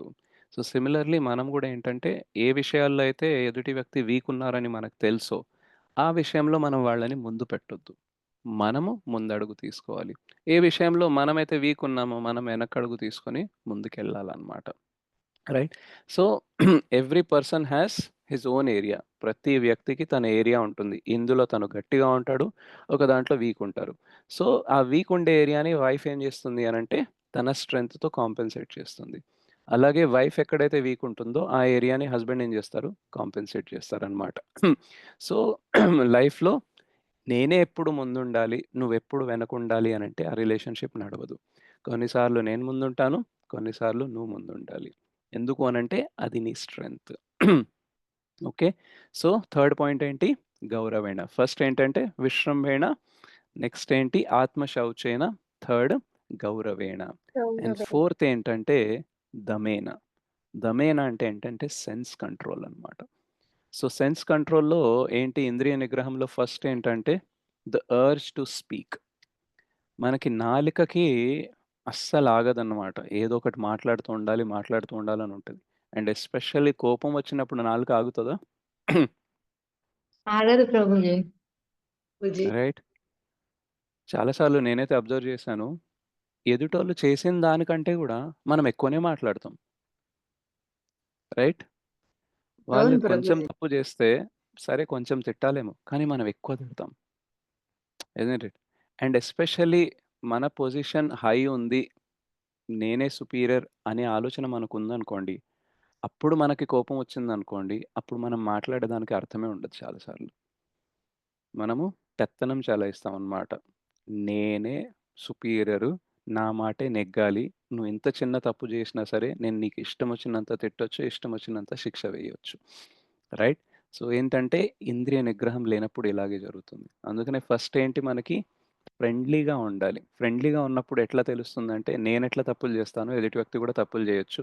నేనెట్లా అయితే ఎదుటి వ్యక్తి నన్ను క్షమించాలి, యాక్సెప్ట్ చేయాలని ఎక్స్‌పెక్ట్ చేస్తున్నానో, అలాగే వేరే వాళ్ళు కూడా అలాగే ఆలోచిస్తారు కాబట్టి అదుంటదనమాట. అండ్ దెన్ ఆత్మ నిగ్రహం అనేది మనకుందనుకోండి, మనం కోపం వచ్చినప్పుడు కొంచెం కంట్రోల్‌లో ఉంటామనమాట. రైట్? యాక్చువల్‌గా కోపం వచ్చినప్పుడు మనం ఏదైతే మాట్లాడతామో, ఆ మాట్లాడిన తర్వాత ఇంప్రెషన్స్ ఏదైతే పడతాయో మన మైండ్‌లో, హార్ట్‌లో, వాటిని క్లియర్ చేయడం చాలా కష్టం. Yes or no? Yes Prabhuji. అవును ప్రభుజీ. ప్రభుజీ. సో మనకి మాట్లాడడంలో కొంచెం ఇదుండాలి. అయితే ఇంకొక విషయం ఏంటంటే, కోపం వచ్చినప్పుడే కాదు, కొన్నిసార్లు మనం ఎదుటి వాళ్ళు చెప్పేది వినం కూడా వినము. వాళ్ళు ఒక విషయం మొదలుపెడితే మనం ముందే మాట్లాడడం స్టార్ట్ చేస్తాం. వినం కూడా వినం. సో అర్జ్ టు స్పీక్ అంటే ఎదుటివాడు మాట్లాడి ఆగేంత వరకు వెయిట్ చేయాలి. చాలా సార్లు రిలేషన్‌షిప్స్ పాడెందుకైతాయంటే, నేను చెప్పేది అసలు వినను కూడా వినడు. నేను చెప్పేది అసలు వినను కూడా వినదు. ఇదొక కంప్లెయింట్ ఉంటుంది. Yes or no? Yes Prabhuji. అవును ప్రభుజీ. రైట్? అండ్ చాలా సార్లు ఎదుటి వ్యక్తికి సొల్యూషన్ అవసరం లేదు.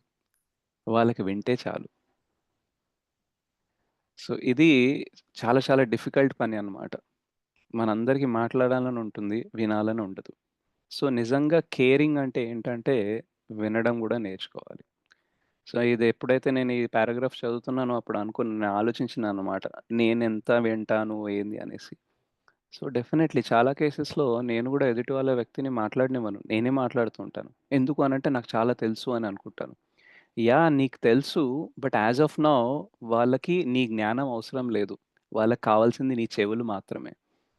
సో నువ్వు చెప్పేది వింటే చాలు వాళ్ళకి. సొల్యూషన్ అవసరం లేదు. ఎందుకంటే చాలా సార్లు ఎక్స్‌ప్రెస్ చేస్తున్నప్పుడు ఎదుటి వ్యక్తికి క్లారిటీ ఆటోమేటిక్‌గా వచ్చేస్తది. మనం ఏం చెప్పకపోయినా సరే. జరుగుతదా లేదా ఎప్పుడన్నా ఇట్లా? అవును ప్రభుజీ. జరుగుతుంది. రైట్? జరుగుతుంది ప్రభుజీ. సో శ్రీరామచంద్రుని రామరాజ్యం కాలంలో కొందరు కౌన్సిలర్స్ ఉండేవాళ్ళట. వాళ్ళ పనేంటంటే జస్ట్ వినడమట. సో ఒక రూమ్ ఉంటుంది, ఒక ఆఫీస్ ఉంటుంది. అక్కడేంటంటే నీకేదైనా బాధ ఉంటే, ఏమైనా ప్రాబ్లమ్ ఉంటే ఎళ్లి చెప్పుకోవాలి. అండ్ అక్కడ ఎవరైతే అథారిటీస్ ఉంటారో వాళ్ళకి ఒకటే ఇన్‌స్ట్రక్షన్ ఇస్తారు. ఏంటంటే మీరు జస్ట్ వినాలి. ఏం చెప్పొద్దు. ఓకే. సో చాలా మందికి కావాల్సిందేంటంటే బాధ చెప్పుకోవడము, వాళ్ళ ఐడియాస్ చెప్పుకోవడం, ఏదో చెప్పుకోవాలని ఉంటది. వాళ్ళకి ఏ సజెషన్ అవసరం లేదు, ఏ సొల్యూషన్ అవసరం లేదు. చెప్పుకోవడం మాత్రమే కావాలి. రైట్? ఒకవేళ వాళ్ళు చెప్పిన తర్వాత మనం అడగాలి. సో, ఇందులో నీకేమన్నా సొల్యూషన్ గాని కావాలా అని అడిగి, దాని తర్వాత వాళ్ళు కావాలి అంటే వినడానికి రెడీ ఉంటే చెప్పాలి. లేదు అంటే లేదు. కానీ జనరల్‌గా మనం ఏం చేస్తామంటే, మనకిలా చెప్పంగానే మనం మొత్తం ఎక్స్‌పర్టైజ్ ముందు పెట్టేస్తాం. ఓకే. నాకిది తెలుసు, అది తెలుసు. నువ్వు ఇలా చేయాలి, నువ్వు అలా చేయాలి అని చెప్పేస్తూ ఉంటామనమాట. సో, ఆ అర్జ్ టు స్పీక్ అనేది మనకి కంట్రోల్‌లో ఉండాలనమాట. సో, ఫస్ట్ మనము వినడం నేర్చుకోవాలి. అందుకనే మనకి 2 చెవులు, ఒక నాలుకిచ్చారు. ఎందుకిచ్చారు? వినడం కోసం. ఎక్కువ వినడం, వినడం తక్కువ కోసం. ఎక్కువ మాట్లాడడం. విని ఎక్కువ తక్కువ వినాలి, తక్కువ మాట్లాడడం. మాట్లాడాలి. తక్కువ వినడం కోసం. మాట్లాడాలి. ఎక్కువ వినాలి, తక్కువ ఎక్కువ మాట్లాడాలి. వినడం. వినడం తక్కువ అదనమాట. మాట్లాడాలి. సో, రిలేషన్‌షిప్‌లో మనం ఏంటంటే వినడం నేర్చుకోవాలనమాట. ఎందుకంటే వింటేనే మనం పర్సన్‌ని అర్థం చేసుకోగలము. రైట్? శ్రవణం చేయకపోతే కృష్ణ గురించి అర్థం చేసుకోగలమా? గురువు గురించి అర్థం చేసుకోగలమా? నో ప్రభుజీ. నో ప్రభుజీ. కదా! సో, అలాగే ఒక వ్యక్తి గురించి మనము ఎంతగా వింటే అండ్ ఎస్పెషల్లీ తను చెప్పేది విన్నప్పుడు తనని అర్థం చేసుకోవచ్చు. బికాజ్ రిలేషన్‌షిప్ ఎందుకు చాలా కాంప్లికేట్ అయితుంది అనంటే, ఎవరు ఏం ఆలోచిస్తున్నారు, ఏం ఫీల్ అవుతున్నారు అనేది పసిగట్టడం చాలా కష్టం. అసలు ఒక విషయం మనకి చాలా చిన్నదనిపిస్తుంది. కానీ ఎదుటి వ్యక్తికి అది చాలా పెద్ద విషయం అన్నమాట. అయితే మనం అనుకోవచ్చు, ఇంత చిన్న విషయానికి ఎవరు బాధపడతారులే అనుకుంటాం. కానీ అందరూ ఒకేలా ఉండరు గదా! సో, మనకి నేను జాబ్‌లో ఉన్నప్పుడు బాయిలర్స్ గురించి చెప్పేవాళ్ళనమాట. బాయిలర్స్‌లో ఏంటంటే వాటర్‌ని హీట్ చేసి ఓకే. ఆ వేపరైజ్డ్ ఏదైతే ఉంటుందో, ఆవిరి ఏదైతే ఉందో, ఆ టర్బైన్స్ ద్వారా వాళ్ళని పంపించి, దానిని తిప్పి కరెంట్ తయారు చేస్తారనమాట బాయిలర్స్‌లో. అయితే ఆ బాయిలర్‌లో వాటర్ పంపించి ఎవాపరేట్ చేయడానికి, ఆవిరి చేయడానికి ఏ వాటర్ అయితే పంపిస్తారో, అది చాలా ప్యూర్ వాటర్ అవ్వాలట. ఒకవేళ అందులో కొంచెమన్నా ఇంప్యూరిటీ ఉందనుకోండి, ఆ బాయిల్ చేసేటప్పుడు అదేమైతుంది అనంటే మీరు చూసుంటారు. మీరు వాటర్‌ని వేడి చేసినారనుకోండి, ఒకవేళ హార్డ్ వాటర్‌ని వేడి చేస్తున్నప్పుడు కింద స్కేలింగ్ అవుతుంది. వైట్ అవుతుంది. గిన్నెకి మొత్తం తెల్లగా పట్టేస్తుంది. తెల్లగా ప్రభు. పట్టేస్తుంది గదా! సో, అది వేడి చేసినప్పుడే వాటర్ నుంచి ఆ సాల్ట్స్ అనేది బయటికొస్తాయన్నమాట.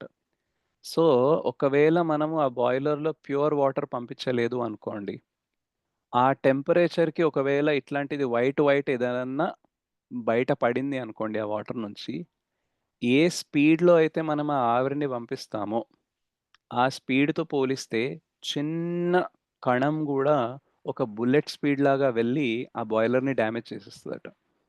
అంటే మీరు చేతిలో పట్టుకుంటే ఇంతే ఉంటుంది. కానీ అది బాయిలర్‌లోకి వెళ్ళినప్పుడు ఎలా అవుతుందంటే బుల్లెట్‌లాగా ఎళ్తుందట.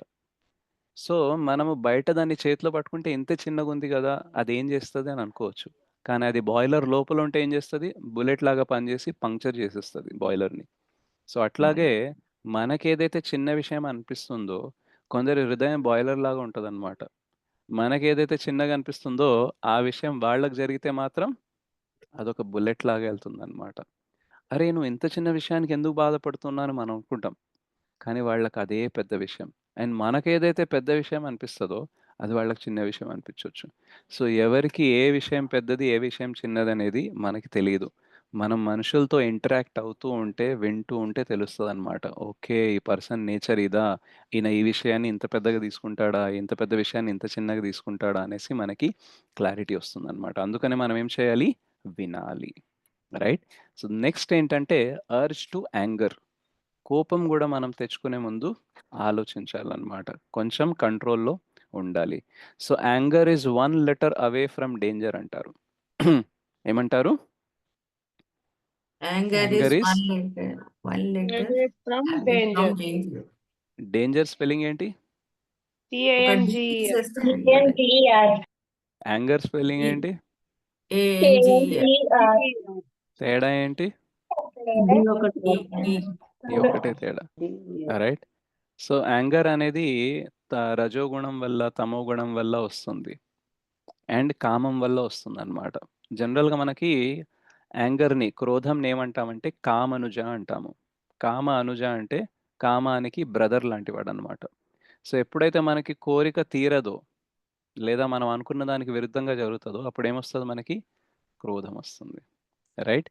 సో, ధ్యాయతే విషయాన్ పుంసః సంగస్తేషోపజాయతే సంగాత్ సంజాయతే కామః కామాత్ క్రోధోభిజాయతే. రైట్? సో ఎప్పుడైతే మనము ఎదుటి వాళ్ళని రెస్పెక్ట్ ఇవ్వమో, మనమే సుపీరియర్ అనుకుంటామో, వేరే వాళ్ళలో ఉండే లోపాలని యాక్సెప్ట్ చేయకుండా ఉంటామో, అప్పుడు మనకి కోపం తొందరగా వస్తుంది. అండ్ ఆ కోపం ఎందుకు వస్తుంది అనంటే, మన ఎక్స్పెక్టేషన్ అనేది కరెక్ట్‌గా ఉండదు.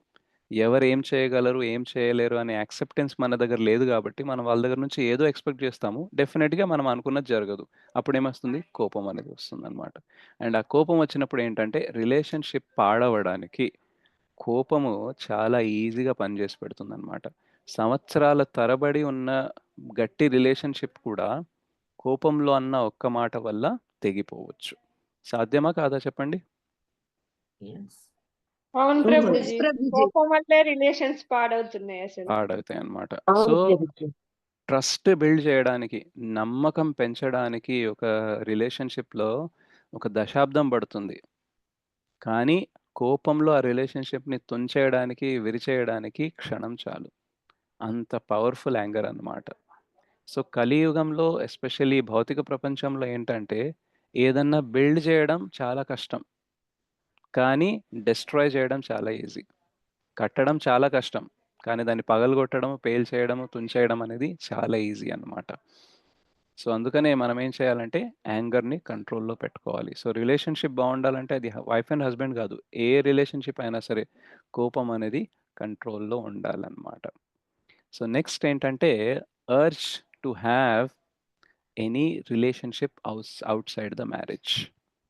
సో, మనం వైఫ్ అండ్ హస్బెండ్ రిలేషన్‌షిప్ బావుండాలి అనంటే, మనం ఏది గూడా ఇల్లిసిట్ అంటే అక్రమ లేదా మనకి ఏదైతే ఒక పార్ట్నర్ ఉన్నారో, తను తప్ప ఇంకెవరితో కూడా సంబంధం మనము పెట్టుకోకూడదు. Right? So, the urge to be attracted to any relationship outside marriage. So, చాలా వరకు డివోర్సెస్ గానీ, మ్యారేజ్‌లో, రిలేషన్‌షిప్‌లో డిస్టర్బెన్స్ ఎందుకొస్తాయి అనంటే, ఒక థర్డ్ పర్సన్ ఎంటర్ అవ్వడం వల్ల అన్నమాట. Right? So, we start liking someone else. ఎందుకు అనంటే, యాక్చువల్‌గా మనం చూసినట్టయితే, ఒక రిలేషన్‌షిప్ మనకి దగ్గర అయ్యే ముందు పాజిటివ్సే కనబడతాయి. కానీ దగ్గరైన తర్వాత ఏమెక్కువ కనబడతాయి? Negative. నెగటివ్ కనపడతాయి నెగటివ్ ప్రభుజీ. పాయింట్స్ నెగెటివ్స్ కనపడతాయి. కనపడతాయి. రైట్? సో, యాక్చువల్‌గా పాజిటివ్, నెగెటివ్స్ 2 ఉంటాయి వ్యక్తిలో. కానీ మనం మొదట్లో పాజిటివ్సే చూస్తాము. తర్వాత నెగెటివ్సే చూస్తాము. కానీ మొదటి నుంచే పాజిటివ్, నెగెటివ్ 2 చూస్తూ బ్యాలెన్స్ చేస్తూ ఉన్నామనుకోండి, దెన్ రిలేషన్‌షిప్‌లో ప్రాబ్లమ్ అనేది రాదు. రైట్? సో, చాలామందికి కంప్లెయింట్ ఉంటుంది. పెళ్ళికి ముందు నువ్వు చాలా బాగా చూసుకునేవాడివి. ఓకే. ఎప్పుడన్నా సరే కాల్ ఎత్తేవాడివి, ఎప్పుడైనా సరే మాట్లాడేవాడివి, ఎప్పుడు ఏది కావాలన్నా తెచ్చిచ్చేవాడివి. బట్ పెళ్ళైన తర్వాత మాత్రం అన్నీ మారిపోయాయని అంటాం. రైట్? సో, యాక్చువల్‌గా ఏమవుతుంది అనంటే, పెళ్ళికి ముందు మనం కొంచెం టైమే స్పెండ్ చేస్తాము. కొంచెమే కమిట్మెంట్ ఉంటుంది. సో, ఆ టైంలో పాజిటివ్ ఇవ్వడం, తీసుకోవడం అనేది జరగొచ్చు పాసిబుల్. కానీ మ్యారేజ్ అయిన తర్వాత ఆ కమిట్మెంట్ 100 రెట్లు, 1000 రెట్లు పెరిగిపోతుంది. రైట్? పెళ్ళికి ముందు మనం 1 అవర్, 2 అవర్ కలిస్తే పెళ్లి తర్వాత 24/7 మనం కలిసే ఉంటాం. సో, ఆ టైంలో కేవలం పాజిటివ్ మెయింటైన్ చేయడం కష్టం. సో, ఎప్పుడైతే మనం పాజిటివ్‌ని పక్కన పెట్టి నెగెటివ్‌ని చూడడం స్టార్ట్ చేస్తామో, అప్పుడు మనకేమైపోతుందంటే, ఈ పర్సన్ నాకు కరెక్ట్ కాదు. వేరే పర్సన్ ఏమైనా కరెక్ట్ ఏమోననేసి వేరే పర్సన్‌తో మనం కనెక్ట్ అవ్వడం స్టార్ట్ అయ్యి, అందులో ఏంటి అక్కడ కూడా 1 అవర్, 2 అవర్ లేదా మాక్సిమం కొంచెం టైమే స్పెండ్ చేస్తాం కాబట్టి, వాళ్ళలో పాజిటివ్స్ మాత్రమే కనిపిస్తాయన్నమాట. So why we get into illicit relationships? Because we start seeing positive in someone else and we see only negative in our partner అన్నమాట. సో అప్పుడేమవుతుంది? డెఫినిట్‌గా ఈవెన్ ఒకవేళ మనం డివోర్స్ ఇచ్చి ఇంకో పెళ్లి చేసుకున్నా సరే, ఆ పర్సన్‌లో నెగెటివ్స్ ఉండవని ఏమైనా గ్యారంటీ ఉందా? లేదు ప్రభుజీ, ఇంకెక్కువ ఉంటాయి. లేదు. ఎవరితోనన్నా ఉంటాయన్నమాట. రైట్? సో ప్రతి పర్సన్‌లో పాజిటివ్, నెగెటివ్స్ అనేది ఉంటాయి. కానీ అవి దగ్గరైనప్పుడు మనకి ఎక్కువ కనిపిస్తాయి. అందుకనే మనకు భక్తిలో ఏం చెప్తారంటే బికమ్ సారగ్రాహి అని అంటారు. అంటే లోపాలు అందరిలో ఉంటాయి, తప్పులు అందరిలో ఉంటాయి. నువ్వు మంచిని తీసుకోవడం ప్రాక్టీస్ చేయాలి అనేసి. మనకి ఇందాక చెప్పాను గదా! ఆత్మశౌచన్యలో కృష్ణని సెంటర్‌గా పెట్టాలని ఎందుకు అంటామంటే, ఎప్పుడైతే మనకి లోపాలు కనిపించడం స్టార్ట్ అయితాయో, అప్పుడు కృష్ణ చైతన్యంలో మనం ఉన్నామనుకోండి, అప్పుడు చైతన్య మహాప్రభు మనకు గుర్తుకొచ్చి చెప్తారనమాట. ఏంటి? సారగ్రాహి అవ్వండి అనేసి. భగవంతుడు కూడా భావగ్రాహి, సారగ్రాహి. అటువంటి భగవంతుడిని సెంటర్ పెట్టినప్పుడు మనం ఏమైతామంటే, అలాగే సారగ్రాహి, భావగ్రాహి అయితామనమాట. లేదు అనుకోండి మనము భారవాహి అయితామనమాట. ఎంతసేపు మన పార్ట్నర్ గురించి నెగటివ్స్ చెప్పడం, నెగటివ్స్ చెప్పడం, నెగటివ్స్ చెప్పడం అనమాట. సో, ఒక మనిషిలో కొన్నిసార్లు నెగటివ్స్ ఎక్కువ ఉండొచ్చు. కానీ మరీ కొన్నిసార్లు మనం ఎట్లా ప్రొజెక్ట్ చేస్తామంటే, ఆ పర్సన్‌లో పాజిటివ్ ఒక్క పాయింట్ గూడా లేదు. మొత్తం నెగెటివే ఉన్నదనేసి. రైట్? సో, అందుకనే ఏమవుతుంది అనంటే, బయట నుంచి ఏదైనా మనకి రిలేషన్‌షిప్ వచ్చినప్పుడు, అందులో మనకి రిలీఫ్ దొరకడం అనేది స్టార్ట్ అవుతుంది. And we start feeling like this relationship is better అనేసి. బట్ యాక్చువల్‌గా ఆ రిలేషన్‌షిప్‌లో ఏదైతే ఇప్పుడు మ్యారేజ్ బయట ఉందో, దాంతో ఒకవేళ మ్యారేజ్ జరిగిందనుకోండి, ఆ రిలేషన్‌షిప్ కూడా ఇలాగే తయారవుతుంది. బికాస్ మనిషిలో ప్రాబ్లమ్ ఉందనుకోండి, ఆ ప్రాబ్లమ్‌తో తను ఎవరిని పెళ్లి చేసుకున్నా సరే సేమ్ రిజల్ట్ ఒస్తది. సో, ప్రాబ్లమ్ మన లోపల పెట్టుకొని, మనం దాన్ని గుర్తించకుండా ఎదుటి వ్యక్తిలో ప్రాబ్లమ్ ఉంది అనేసి చూపించడం స్టార్ట్ చేశామనుకోండి, ఆ ఎదుటి వ్యక్తిని ఎంత మార్చినా సరే కష్టమే. అంటే ఫర్ ఎగ్జాంపుల్ మన మొహం పైన నల్ల మచ్చ ఉంది. కానీ మనం అద్దాల్ని మాత్రం బాగా తుడుస్తున్నాం. ఏమవుతది? పోతదా మచ్చ? పోదు ప్రభుజీ. రైట్? సో, ఇక్కడ తుడవాలి యాక్చువల్‌గా. కానీ మనం అద్దం తుడుస్తున్నాము లేదా అద్దాన్ని మార్చేస్తున్నాము. సో, ఎప్పుడైతే జనరల్‌గా రిలేషన్‌షిప్స్‌లో ప్రాబ్లమ్ ఏమైతాయి అనంటే, we don't identify problem with our self. We always identify problem with the other person అన్నమాట. So, we have to have urge to control our self. Like problem నాలో ఉండుంటుంది అనేసి ఫస్ట్ దానిపైన వర్కౌట్ చేయాలి. అండ్ ఎదుటి వ్యక్తిలో ఎంత ప్రాబ్లమ్ ఉన్నా, ఎంత నెగెటివ్ ఉన్నా సరే, we are not permitted to have any extra relationship. So, మనము ఏకపత్ని వ్రత లేదా ఏకపతి వ్రత అయి ఉండాలి. బికాస్ అదే సంస్కారంగా, ధర్మయుతంగా ఉండడం. లేకపోతే ఏమవుతుంది అనంటే, మన గోల్ ఏదైతే ఉందో స్పిరిచ్యువల్‌గా మనం ఎదగాలి, అందులో మనం డిస్ట్రాక్ట్ అయిపోతామనమాట. బికాస్ ఎక్స్ట్రా ఇల్లిసిట్ రిలేషన్‌షిప్ పెట్టుకోవాలి అనంటే, చాలా మేనేజ్‌మెంట్ చేయాలి. ఫర్ ఎగ్జాంపుల్ మనము పెళ్లి బయట అంటే మన హస్బెండ్ కాకుండా, వైఫ్ కాకుండా ఇంకొకరితో రిలేషన్‌షిప్ పెట్టుకోవాలి అనుకోండి. ఎంత మెంటల్లీ మేనేజ్ చేయాలి? ఎవరికీ తెలియకుండా ఉండాలి. తెలిస్తే పరువు పోతుంది. ప్లస్ వాళ్ళని మెయింటైన్ చేయడం కోసము మన సంపాదనలో మనము కాంట్రిబ్యూట్ అనేది చేయాలి. ప్లస్ ఎవరికన్నా తెలిస్తే రేపొద్దున ఏమవుతుందో అనేసి మనం అబద్ధాలు ఆడాలి. అండ్ అబద్ధాలు ఆడడంలో ఏంటంటే ఒక అబద్ధాన్ని ఇంకా కప్పడానికి ఇంకో 100 అబద్ధాలు ఆడాలి. ఇవన్నీ మైండ్‌లో నడుస్తూ ఉంటే కృష్ణ భక్తి జరిగే అవకాశం ఉందా? లేదు ప్రభుజీ. జీరో అన్నమాట. రైట్? సో, గుర్తుకు కూడా రాదు. కొన్నిసార్లు కొందరేమో ఆర్గ్యూ చేస్తారంటే, భగవంతుడికి ఇంతమంది భార్యలున్నప్పుడు, ఇంతమంది గర్ల్ ఫ్రెండ్స్ ఉన్నప్పుడు, నాకెందుకు ఒకటే పార్ట్నర్ ఉండాలి, నేను ఎక్కువ పెట్టుకోకూడదా అనేసి. రైట్? సో, ప్రాబ్లమ్ ఏంటంటే, భగవంతుడు గోవర్ధన్ గిరి ఎత్తినప్పుడు, మనం ఆయనలాగా ఏమన్నా కొండ ఎత్తగలమా అని కంపేర్ చేసుకోము.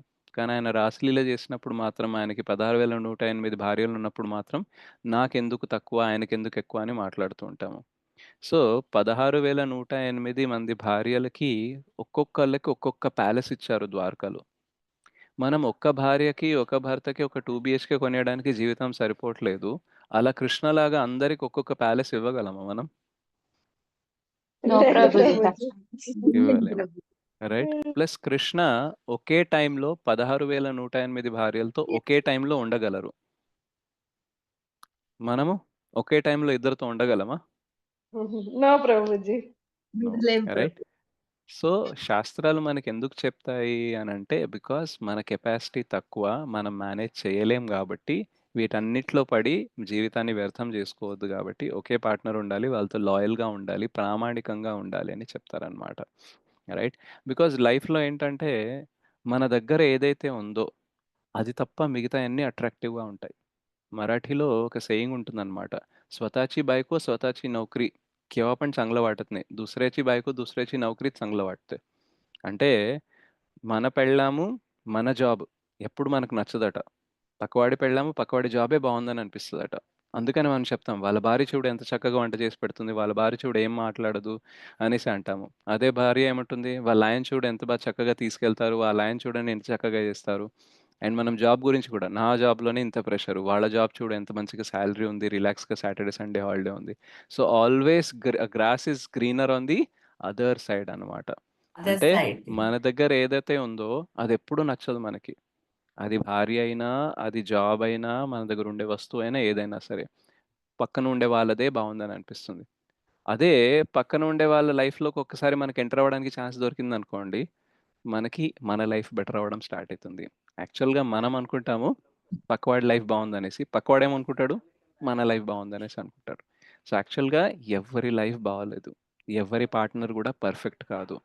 But still we have a hope that someone else is better, else is better. So అది మాయ అనమాట.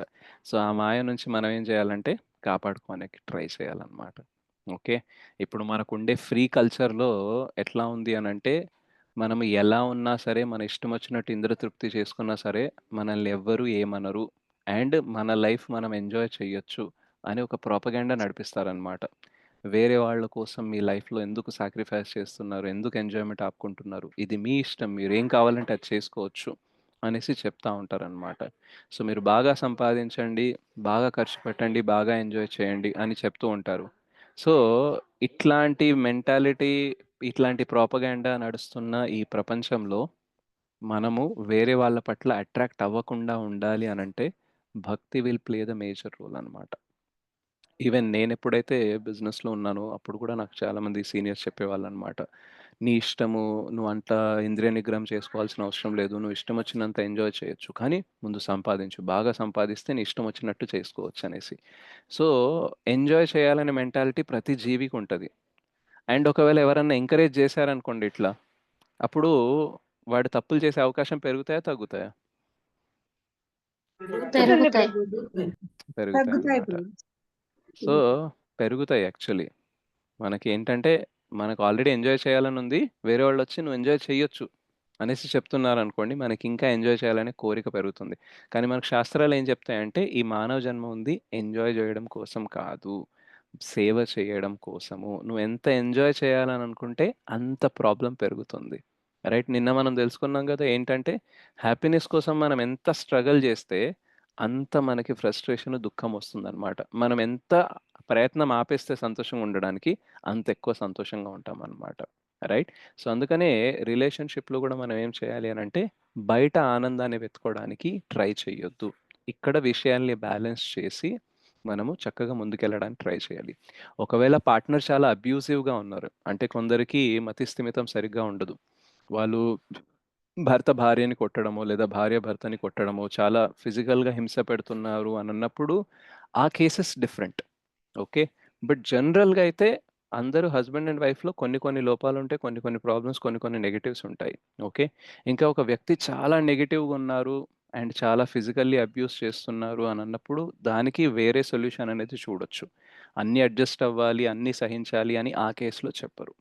ఓకే, సో ఆ కేసులో we can be have a different solution. But జనరల్గా మాట్లాడుకుంటే మనము రిలేషన్షిప్ని బాగా పెట్టుకొని అదే రిలేషన్షిప్లో ముందుకు వెళ్ళాలి, కానీ బయట మనము రిలేషన్షిప్ పెట్టుకోవాలనేసి చూడకూడదు. వీ కెన్ హ్యావ్ ఫ్రెండ్స్, మనకి ఫ్రెండ్స్ ఉండొచ్చు. అంటే మనకి సాఖ్యరస్లో, దాస్యరస్లో, వాత్సల్యరస్లో ఎంతమంది అన్నా ఉండొచ్చు, కానీ మాధుర్య రస్లో ఎంతమంది ఉండాలి?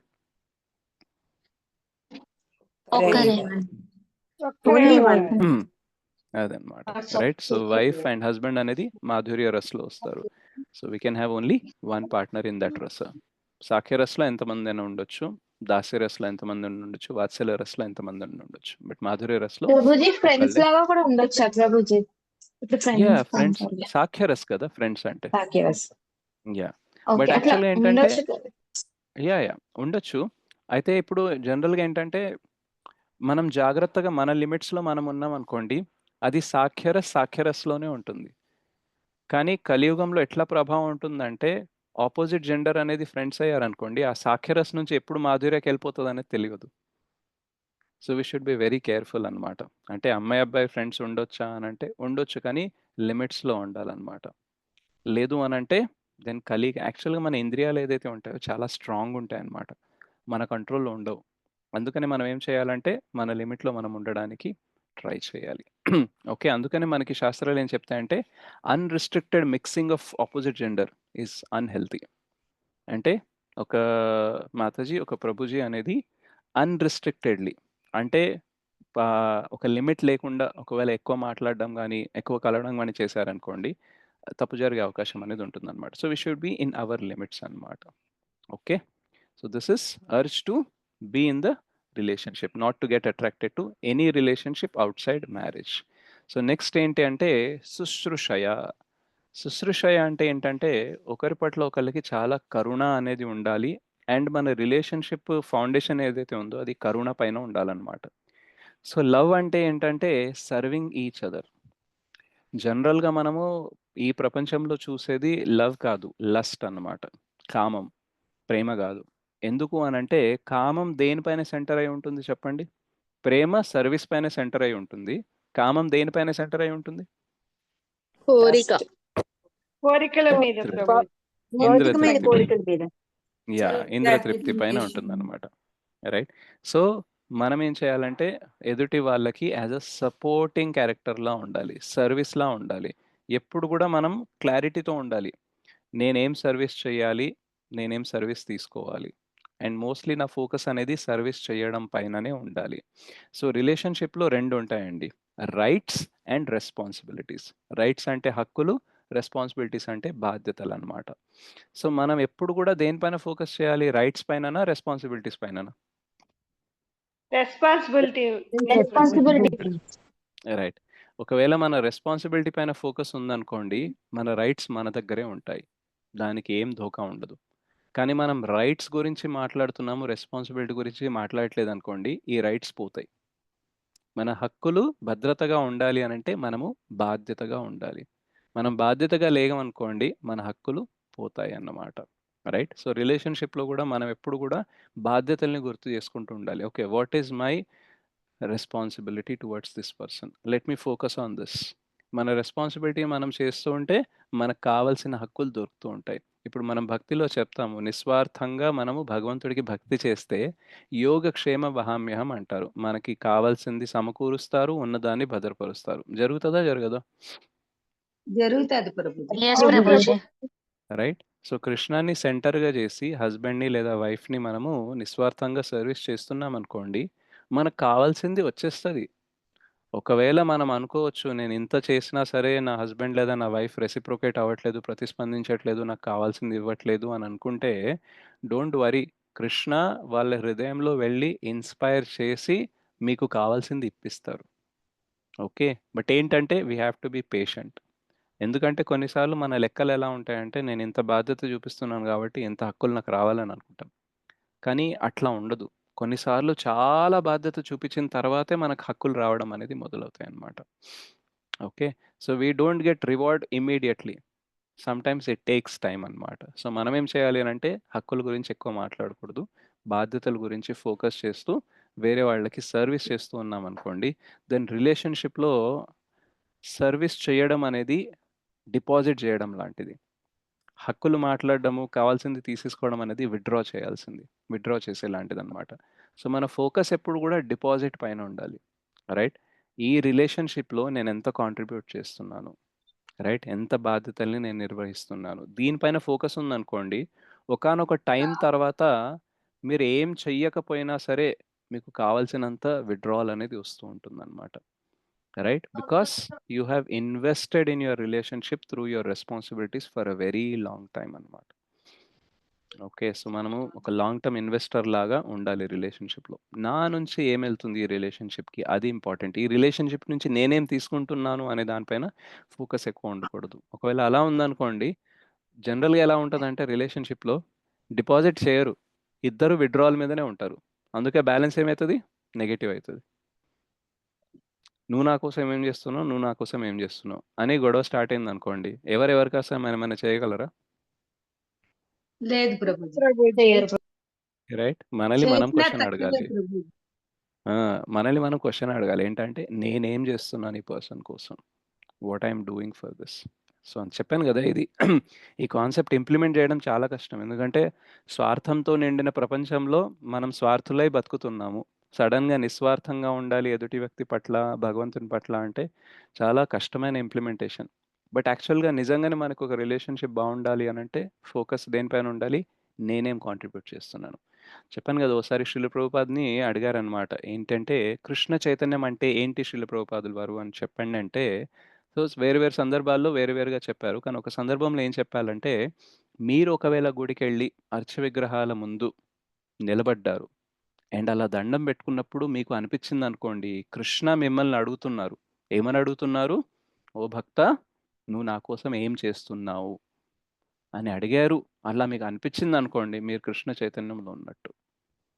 ఎందుకంటే జనరల్గా మన చైతన్యం ఎలా ఉంటుందంటే, దేవుడి ముందు దండం పెట్టి మనం అడుగుతున్నాం, నేను చాంటింగ్ చేస్తున్నాను, బుక్ రీడింగ్ చేస్తున్నాను, ఇంత నీ కోసం చేస్తున్నాను, నువ్వు నా కోసం ఏం చేస్తున్నావు? ఆ ప్రాబ్లం అలాగే ఉంది, ఆ ఇష్యూ అలాగే ఉంది, ఇంకా వాళ్ళు ఇలాగే చేస్తున్నారు నాతో, వాళ్ళు అలాగే చేస్తున్నారు, కృష్ణ నువ్వేం చేస్తున్నావు? ఇవన్నీ జరుగుతుంటే. సో ఇదేంటి? కృష్ణ చైతన్యం కాదు, ఇది అహంకార చైతన్యం అన్నమాట. ఎంతసేపు కృష్ణ నా కోసం ఏం చేస్తున్నాడు దానిపైన ఫోకస్ ఉంది, కానీ నేను కృష్ణ పైన ఏం చేస్తున్నాను ఫోకస్ లేదు.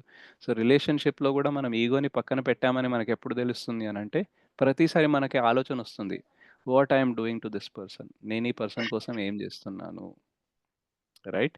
సో అలా చేస్తే ఏమవుతుంది అని అంటే, ఒక రిలేషన్షిప్ అనేది లాంగ్ లాస్టింగ్గా ఉంటుంది అండ్ హ్యాపీగా ఉంటుంది అన్నమాట, రైట్? సి డే టు డేలో అప్ అండ్ డౌన్ అనేది జరుగుతూ ఉంటుంది, కానీ ఎండ్ ఆఫ్ ద డే ఒక సాటిస్ఫాక్షన్ అనేది ఉంటుంది. ఇప్పుడు మనం ఎప్పుడైతే ఇవన్నీ ఫాలో అవుతామో, ఎవ్రీ మూమెంట్ హ్యాపీగా ఉంటుంది అనే గ్యారంటీ లేదు. డెఫినెట్గా మనము ప్రకృతి స్థాని కర్షతి, ఈ భౌతిక జగత్తులో స్ట్రగుల్ చేస్తున్నాం కాబట్టి అప్ అండ్ డౌన్స్ ఉంటాయి, కానీ ఎండ్ ఆఫ్ ద డే చివర్లో మాత్రం ఒక సాటిస్ఫాక్షన్ ఉంటుంది. ఏంటంటే, నేను చేయాల్సింది చేశాను, నాకు దక్కాల్సింది దక్కుతుంది, సో నాకు కంగారేం లేదు అనేసి ఉంటుందన్నమాట. సో ఆ సాటిస్ఫాక్షన్ అనేది ఇంపార్టెంట్. అండ్ లాస్ట్ది ఏంటి? శుశ్రూష తర్వాత సారీ, సిక్స్త్ది సహృదేన. సహృదేన అంటే ఏంటంటే, ఎదుటి వ్యక్తి కోసం ఎప్పుడు కూడా మంచే ఆలోచించాలి, రైట్? ఒకవేళ తను తప్పు చేస్తే తనకి కరెక్ట్ చేసే బుద్ధి జ్ఞానం భగవంతుడు ప్రసాదించాలి అని అనుకోవాలి. తను ఏదైనా సక్సెస్ అయితే దాన్ని సెలబ్రేట్ అనేది చేయాలి. చాలాసార్లు రిలేషన్షిప్ ఎప్పుడు పాడవుతుంది అని అంటే, మనం ఒక టీం లాగా కాకుండా మనమే ఆపోజిషన్ లాగా ఉండడం.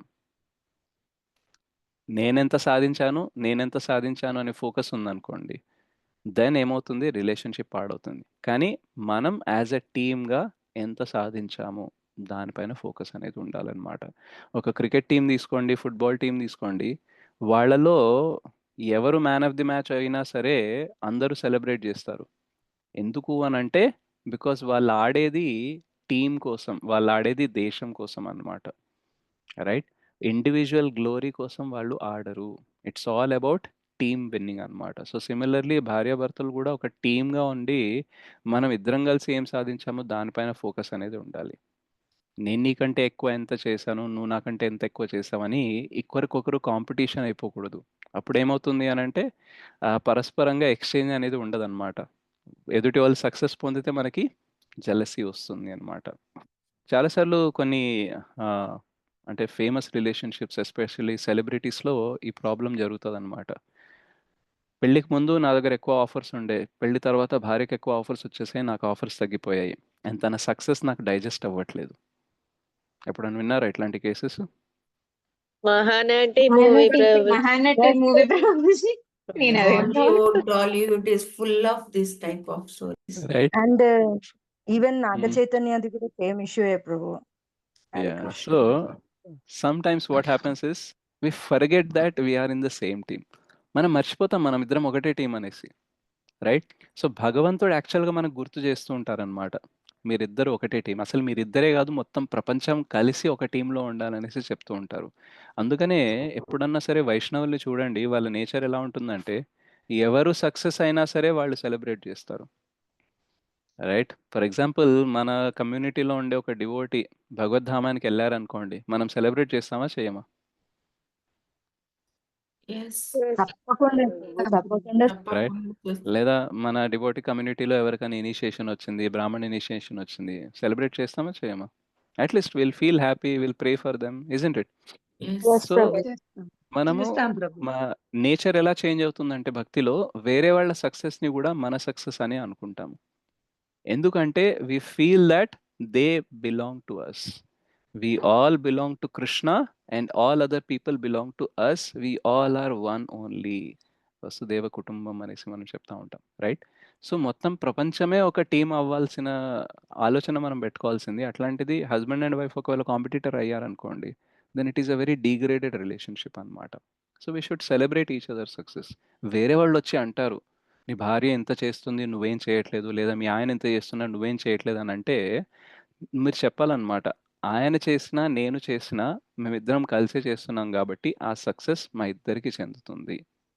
కానీ వేరే వాళ్ళు అట్లా అనుకోరు కదా, నువ్వు అట్లా అనుకుంటున్నావు, నువ్వు పిచ్చిదానివి, నువ్వు పిచ్చిమాలోకం, నువ్వు చాలా అమాయకురాలివి. కానీ అట్లా ఉండదు, ఎవరి సక్సెస్ వాళ్ళకే ఉంటుంది అని అంటే వాళ్ళకి మనం ఏం చెప్పాలి అని అంటే, శాస్త్రాల ప్రకారము husband success wife success equal to together, వాళ్ళిద్దరి సక్సెస్ అని చెప్తుంది. సో నేను శాస్త్రాల్ని పట్టించుకుంటాను, నీ మాటల్ని పట్టించుకోను అనేసి వేరే వాళ్ళ నోరు మోయించాలన్నమాట. లేకపోతే మనమిద్దరం బాగుంటే, హస్బెండ్ అండ్ వైఫ్ బాగుంటే అందరికీ పడదు అది, రైట్?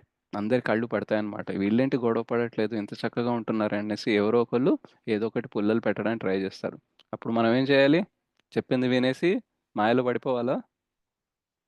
లేదు. నో ప్రభుజీ. ఈ చెవితో వినా చెవితో వదిలేదు. ఆ, వీలైతే మా ఈ చెవితో ఇద్దరిలో కూడా ఎవరిది వినకండి. సక్సెస్ అయినా ఇద్దరిది అని చెప్పాలి. అదన్నమాట. ఎందుకంటే రిలేషన్షిప్ బాగుంది అనుకోండి, సక్సెస్ అయిన తర్వాత, for example husband wife relationship బాగుంది అనుకోండి, హస్బెండ్కి సక్సెస్ వచ్చిన తర్వాత కూడా హస్బెండ్కి తెలుసు ఈ సక్సెస్ రావడం కోసం నా వైఫ్ నాకు ఎంత సపోర్ట్ చేసింది అనేసి. అలాగే వైఫ్ సక్సెస్ఫుల్ అయిందనుకోండి, వైఫ్కి తెలుసు హస్బెండ్ ఎంత సపోర్ట్ చేశారనేసి. సో ఇద్దరిలో రిలేషన్షిప్ బాగుందనుకోండి, అండర్స్టాండింగ్ బాగుందనుకోండి, మూడోవాడు వచ్చి మిస్అండర్స్టాండింగ్స్ క్రియేట్ చేయాలనుకున్నా అవి అవ్వవు. కానీ ఇద్దరిలోనే అండర్స్టాండింగ్ బాగాలేదనుకోండి, ప్రతి విషయం ఒక కారణం అవుతుంది ఆ రిలేషన్షిప్ని ఇంకా డిస్టర్బ్ చేయడానికి అనమాట, రైట్? సో గౌరవేణ ఆత్మశౌచేన విశ్రంభేణ అనేది జరిగినప్పుడు ఏమవుతుంది అని అంటే, ఈవెన్ సహృదయన అనేది జరగచ్చు అనమాట. We will wish for each other success and we will celebrate each other success, right? So యాక్చువల్గా లైఫ్లో హయ్యెస్ట్ సక్సెస్ ఏంటంటే మనం కృష్ణ చైతన్యంలో ఉండడం. బాహ్యంగా కొన్ని సక్సెసెస్ వస్తాయి పోతాయి, కానీ మనం ఇద్దరం కలిసి కృష్ణ చైతన్యంలో ఉన్నాము, ముందుకు వెళ్తున్నామంటే వీఆర్ ఆల్రెడీ సక్సెస్ఫుల్. అండ్ ఆ సక్సెస్ కోసం నువ్వు నాకు హెల్ప్ చేస్తున్నావు అండ్ నేను నీకు హెల్ప్ చేస్తున్నాను. So there is no competition, we are only complimenting each other, we are not competing with each other. So ఆ క్లారిటీ అనేది వచ్చేస్తుంది. అండ్ లాస్ట్ పాయింట్ ఏంటంటే వాచ మాధురయ. True love blooms from the heart and nourishes the exchange as one speaks sweet words as an act of expressing affection for the partner. So లోపల ప్రేమ పెట్టుకోవడం మాత్రమే important కాదు, మాధుర్య రస అనేది లోపల ఉంటే కాదు, మధురమైన మాటలు కూడా ఉండాలన్నమాట. సో చాలాసార్లు అంటే నేను ఆలోచిస్తూ ఉంటానన్నమాట, ఒక రిలేషన్షిప్ పాతగా అయ్యే కొద్దీ ఒకరితో ఒకరు ప్రేమగా మాట్లాడడం కూడా మానేస్తాం. చాలా క్యాజువల్గా ఏదో అంటే జనరల్ టాక్ అనేది అయిపోతుంది అనమాట. ఒక లవింగ్ ఎక్స్చేంజ్ అనేది ఉండకుండా పోతుంది. అవుతుందా లేదా చెప్పండి? ఇప్పుడు అదే అవుతుంది ఈ కాలంలో అయ్యే ఉన్నాయి అదే ప్రభుజీ. జరుగుతుంది ప్రభుజీ. యాంత్రికంగానే బిజినెస్ టైప్ జరుగుతుంది. అది అయిపోయింది. కామన్ అయిపోయింది ప్రభుజీ. సో పెళ్ళికి ముందు పోయట్రీ వస్తుంది, కానీ పెళ్ళైన తర్వాత మామూలు మాటలు కూడా రావు, isn't it? So somewhere at least we should try to speak nicely, may not be sweetly. ఇప్పుడు యాక్చువల్గా ఈ క్లాస్ విన్న తర్వాత మీ హస్బెండ్తోనో వైఫ్తోనో స్వీట్గా మాట్లాడడం స్టార్ట్ చేశారనుకోండి, వాళ్ళకి చాలా వియర్డ్గా ఫీలింగ్ అవుతుంది, isn't it?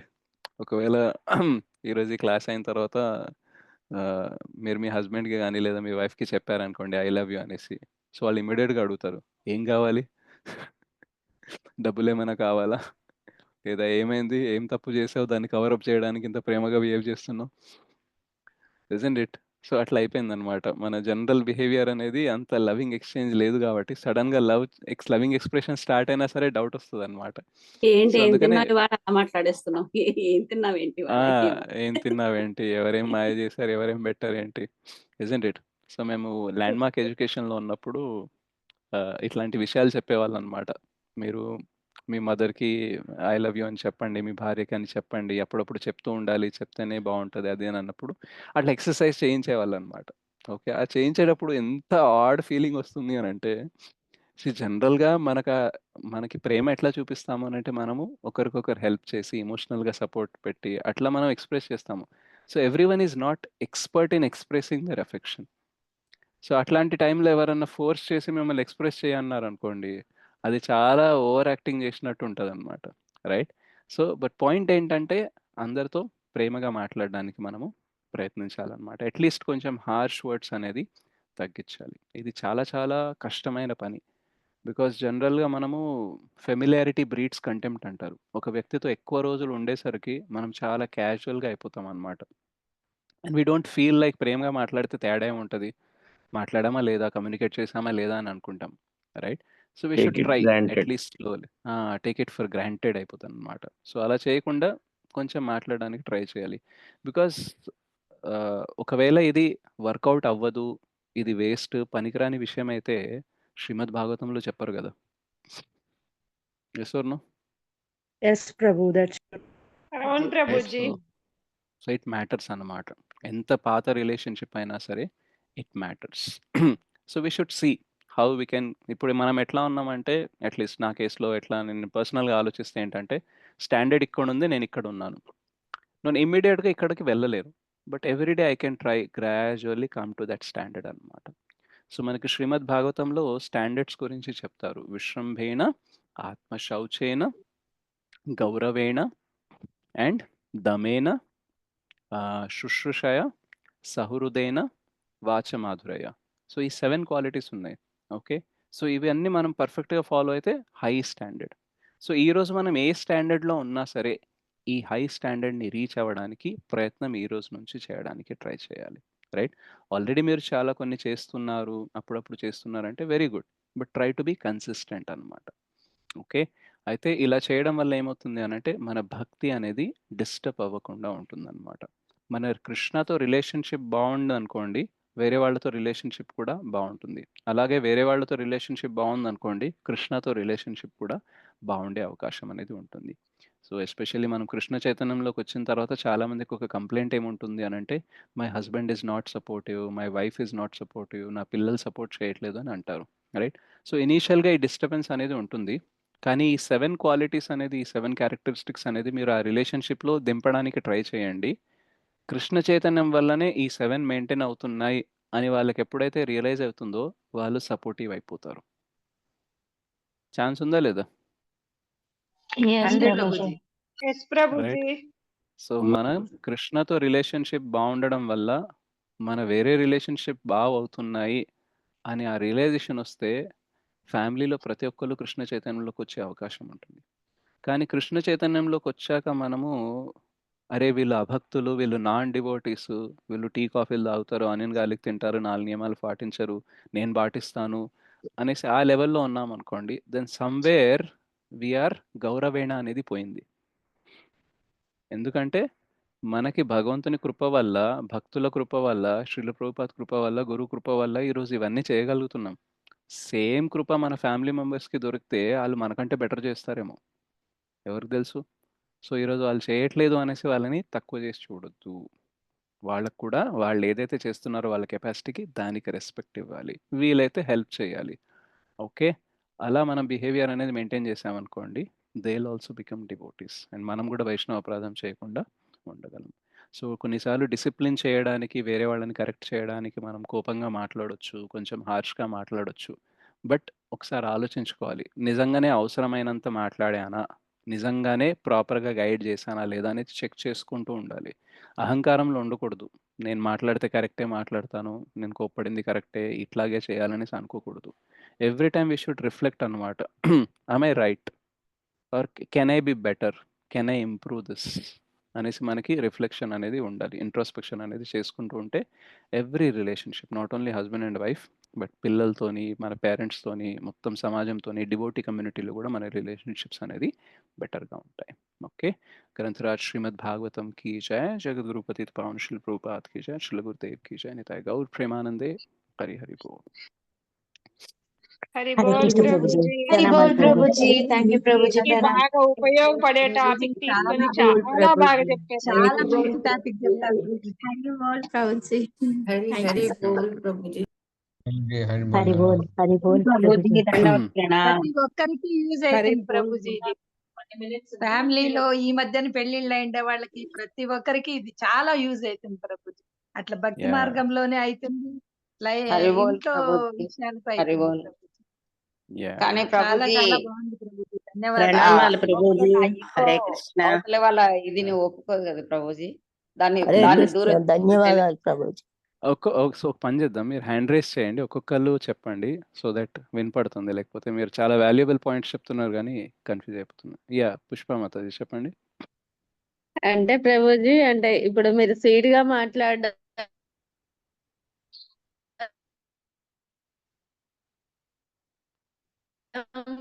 అలవాటు చేసుకోవాలి. అంటే ఫస్ట్ నుంచి కొంచెం స్టార్టింగ్ అయిపోతుంది, తర్వాత అలవాటు మాట్లాడాలంటే అది రాదు కదా.